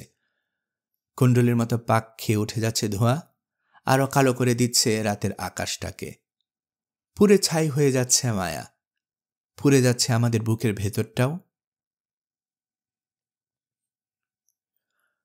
ভোরের দিকে বৃষ্টি নামল, বাতাসও বেড়েছে। সারা রাত জ্বলে নিভে গেছে আগুন। ঠান্ডা থেকে বাঁচার জন্য আমরা 4 জনে এসে আশ্রয় নিয়েছি ওয়াচ হাউসের ভেতরে। 2 পুরোহিত বসে আছে মেঝেতে, আমি আর সিনার দাঁড়িয়ে আছি দরজায়। দুজনে তাকিয়ে তাকিয়ে দেখছি দমকা বাতাস উড়িয়ে নিয়ে যাচ্ছে গত রাতের ছাইগুলো। মন ভারাক্রান্ত হয়ে আছে দুঃখে, কিছুই ভালো লাগছে না। যেভাবে আচমকা নেমেছিল বৃষ্টি, সেভাবে হঠাৎ করেই থেমে গেল। কিভাবে উদ্ধার পাওয়া যায় এই পানিবন্দী অবস্থা থেকে ভাবছি। সিনরকে বললাম, চলুন খুঁজে দেখি তক্তা জাতীয় কিছু পাওয়া যায় কিনা। 4 জন মিলে একটা ভেলার মতো বানিয়ে যদি। কিছু না বলে সামনের দিকে ইঙ্গিত করলেন সিনর। ঘাড় ঘুরিয়ে তাকিয়ে দেখি আমাদের দিকে এগিয়ে আসছে একটা বড় ক্যানো। ভেতরে বসে আছে 3 জন ইন্ডিয়ান। হাতের ইশারায় বলছে পিরামিডের ধাপ বেয়ে নেমে পানির কাছে যেতে। ডাকলাম 2 পুরোহিতকে। নৌকা দেখে প্রথমে খুশিতে হাততালি দিয়ে উঠল ওরা। দেবতার শুকরিয়া আদায় করে হাসতে হাসতে জড়িয়ে ধরল একজন আরেকজনকে।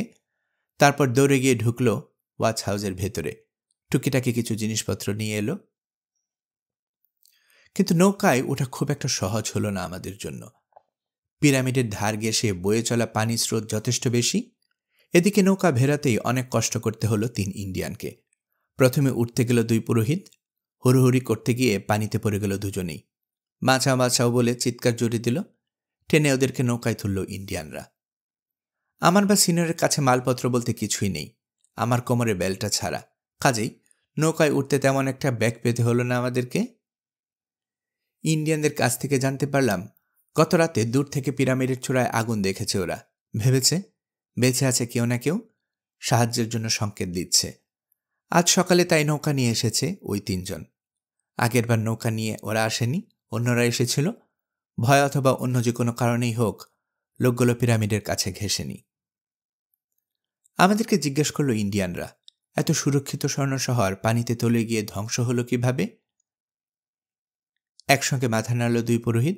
একজন বলল, জানি না, ইঙ্গিত করল আমাদের দিকে। এরা হয়তো কিছু জানতে পারেন। যখন পানি ঢুকতে শুরু করেছে শহরে, তখন এই দুজনকে দেখলাম সিঁড়ি দিয়ে পরিমরি করে উঠে আসছে উপরে। সঙ্গে লেডি অব দ্য হার্ট মায়াও ছিলেন। অবশ্য পরে তিনি মারা গেছেন। জিজ্ঞাসা দৃষ্টিতে আমাদের দিকে তাকালো ইন্ডিয়ানরা। কিছু বলবো কিনা ভাবতে ভাবতে সিনিয়রের দিকে তাকালাম আমি। দেখলাম লাল হয়ে আছে তার দুই চোখ। এটা না ঘুমানোর কারণে নাকি অন্য কোনো ব্যাপারে বুঝতে পারলাম না। আমি কিছু বলার আগে নিচু গলায় বললেন তিনি, আমরাও জানি না, আমরাও কিছু দেখিনি।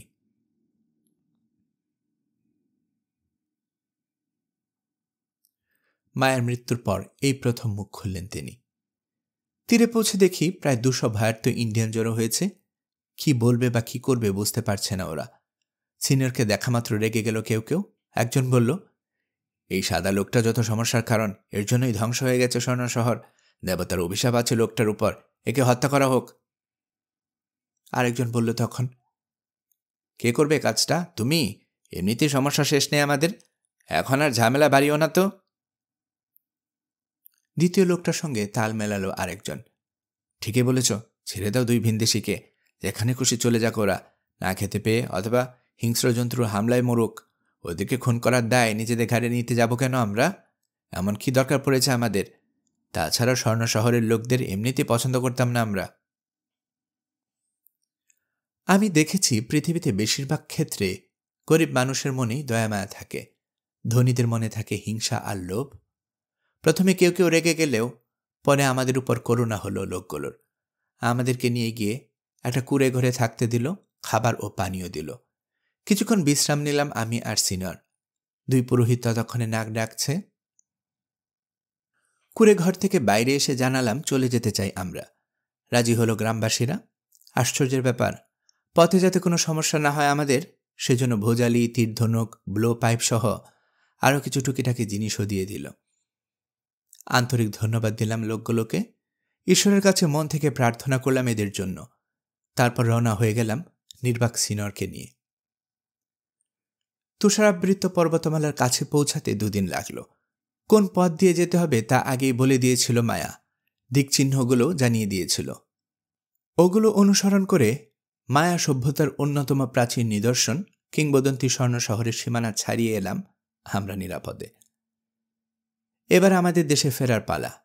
সামনে অনিশ্চিত ভবিষ্যৎ, পেছনে ভয়াবহ এক স্মৃতি। ঘাড় ঘুরিয়ে শেষবারের মতো তাকালাম তুষারাবৃত পর্বতমালার দিকে।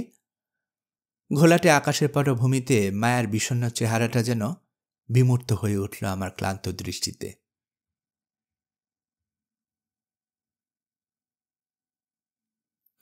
সিনিয়র জোন্স, বলার মতো আমার তেমন কিছু নেই আর। আপনি যে কাহিনী জানতে চেয়েছিলেন, খুব আগ্রহ নিয়ে সেই কাহিনী বলে শেষ করেছি। এককালে সারা পৃথিবী থেকে যে শহর ছিল কিংবদন্তির মতো, সে শহর আদৌ আছে কি না তা নিয়ে তর্ক করত খোদ মেক্সিকানরা। আজ সে শহর মৃত। আমার উদ্ভুত গল্পটাও তাই সমাপ্তির টানতে হচ্ছে। আমরা কিভাবে ফিরে এলাম মেক্সিকোতে তার বিস্তারিত বর্ণনা হয়তো জানতে চাইবেন আপনি, কিন্তু বিশ্বাস করুন, ওই কাহিনী লেখার মতো শক্তি বা ধৈর্য কোনোটাই নেই আমার। টের পাচ্ছি আমার সময় ফুরিয়ে আসছে দ্রুত। তাছাড়া সব কথা ঠিকমতো মনেও নেই, কারণ ফিরতি পথে হঠাৎ করে অসুস্থ হয়ে পড়ি আমি আর সিনিয়র। প্রচণ্ড জ্বরে আক্রান্ত হই। পথের ধারে পড়েছিলাম বেশ কয়েকটা দিন। ভেবেছিলাম ভালোই হলো, সব শেষ হয়ে যাচ্ছে, মারা যাচ্ছে আমরা।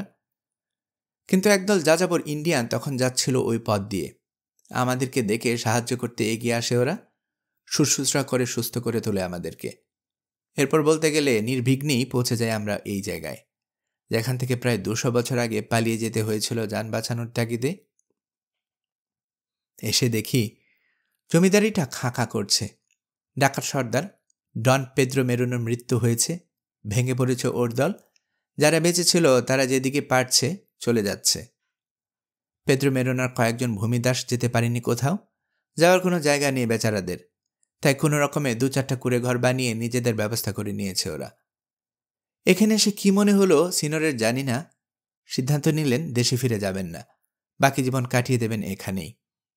কারণ জিজ্ঞেস করায় বললেন, এখানেই মায়ের সঙ্গে প্রথমবার দেখা হয়েছিল তার, সেই স্মৃতি বুকে আঁকড়ে ধরে থাকতে চান। মায়া আমাকে রত্নপাথরের যে বেলটা দিয়েছিল সেটা থেকে বেছে বেছে কয়েকটা পাথর বিক্রি করলাম। মোটা অঙ্কের টাকা পাওয়া গেল। তৎকালীন সরকারের কাছ থেকে সস্তায় কিনে নিলাম জমিদারিটা। খবর পেয়ে জড়ো হলো কয়েকজন স্থানীয় ইন্ডিয়ান। ওদেরকে নিয়ে শুরু করে দিলাম চাষবাস এবং অন্যান্য উন্নয়নমূলক কাজ। স্বেচ্ছা নির্বাসন গ্রহণ করলেন সিনিয়র স্ট্রিকল্যান্ড। সারাদিন মন মরা হয়ে ঘরেই থাকতেন তিনি। তেমন জরুরি কোনো কাজ না থাকলে বাইরে বের হতেন না। তার মনের এই গুরু ভাব সহ্য করতে পারল না শরীর, ভেঙে পড়তে লাগলো আস্তে আস্তে। মেক্সিকোর স্বাধীনতার যে স্বপ্ন দেখেছিলাম তা ভুলে গেলাম আমি। আমার দ্বারা আর কোনো বিদ্রোহ হবে না, বিপ্লব হবে না। আমি আর কোনো অভ্যুত্থানে নেতৃত্ব দিতে পারব না। আমার কাছে টাকা নেই, থাকলেও কিছু করতে পারতাম কিনা সন্দেহ। আমার সব আশা এবং সম্ভবত সব সাহস আর উদ্দীপনা স্বর্ণ শহরকে বেষ্টন করে রাখা হ্রদের পানি নিচে তলিয়ে গেছে শহরটার মতোই। মায়ের মৃত্যুটা স্বাভাবিকভাবে গ্রহণ করতে পারেনি সিনর। তার মন মরে গিয়েছিল অনেক আগেই। এখানে আসার 5 বছর পর একদিন মারা গেলেন তিনি।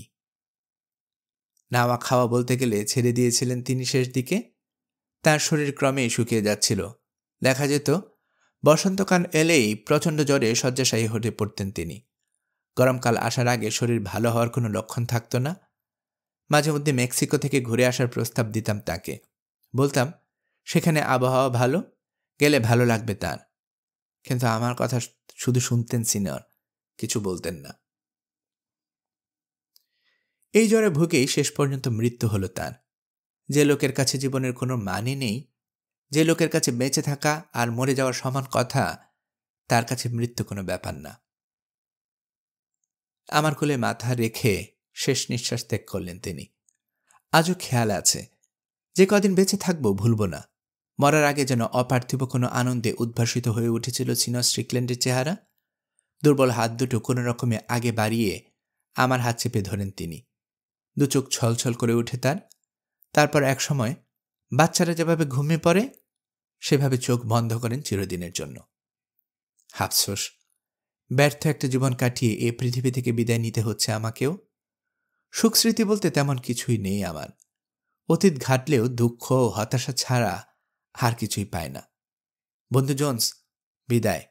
এই বুড়ো ইন্ডিয়ান ইগনাসিওর জন্য একটু প্রার্থনা করবেন, চিরজীবনের দেশে গিয়ে যেন শান্তিতে থাকতে পারি।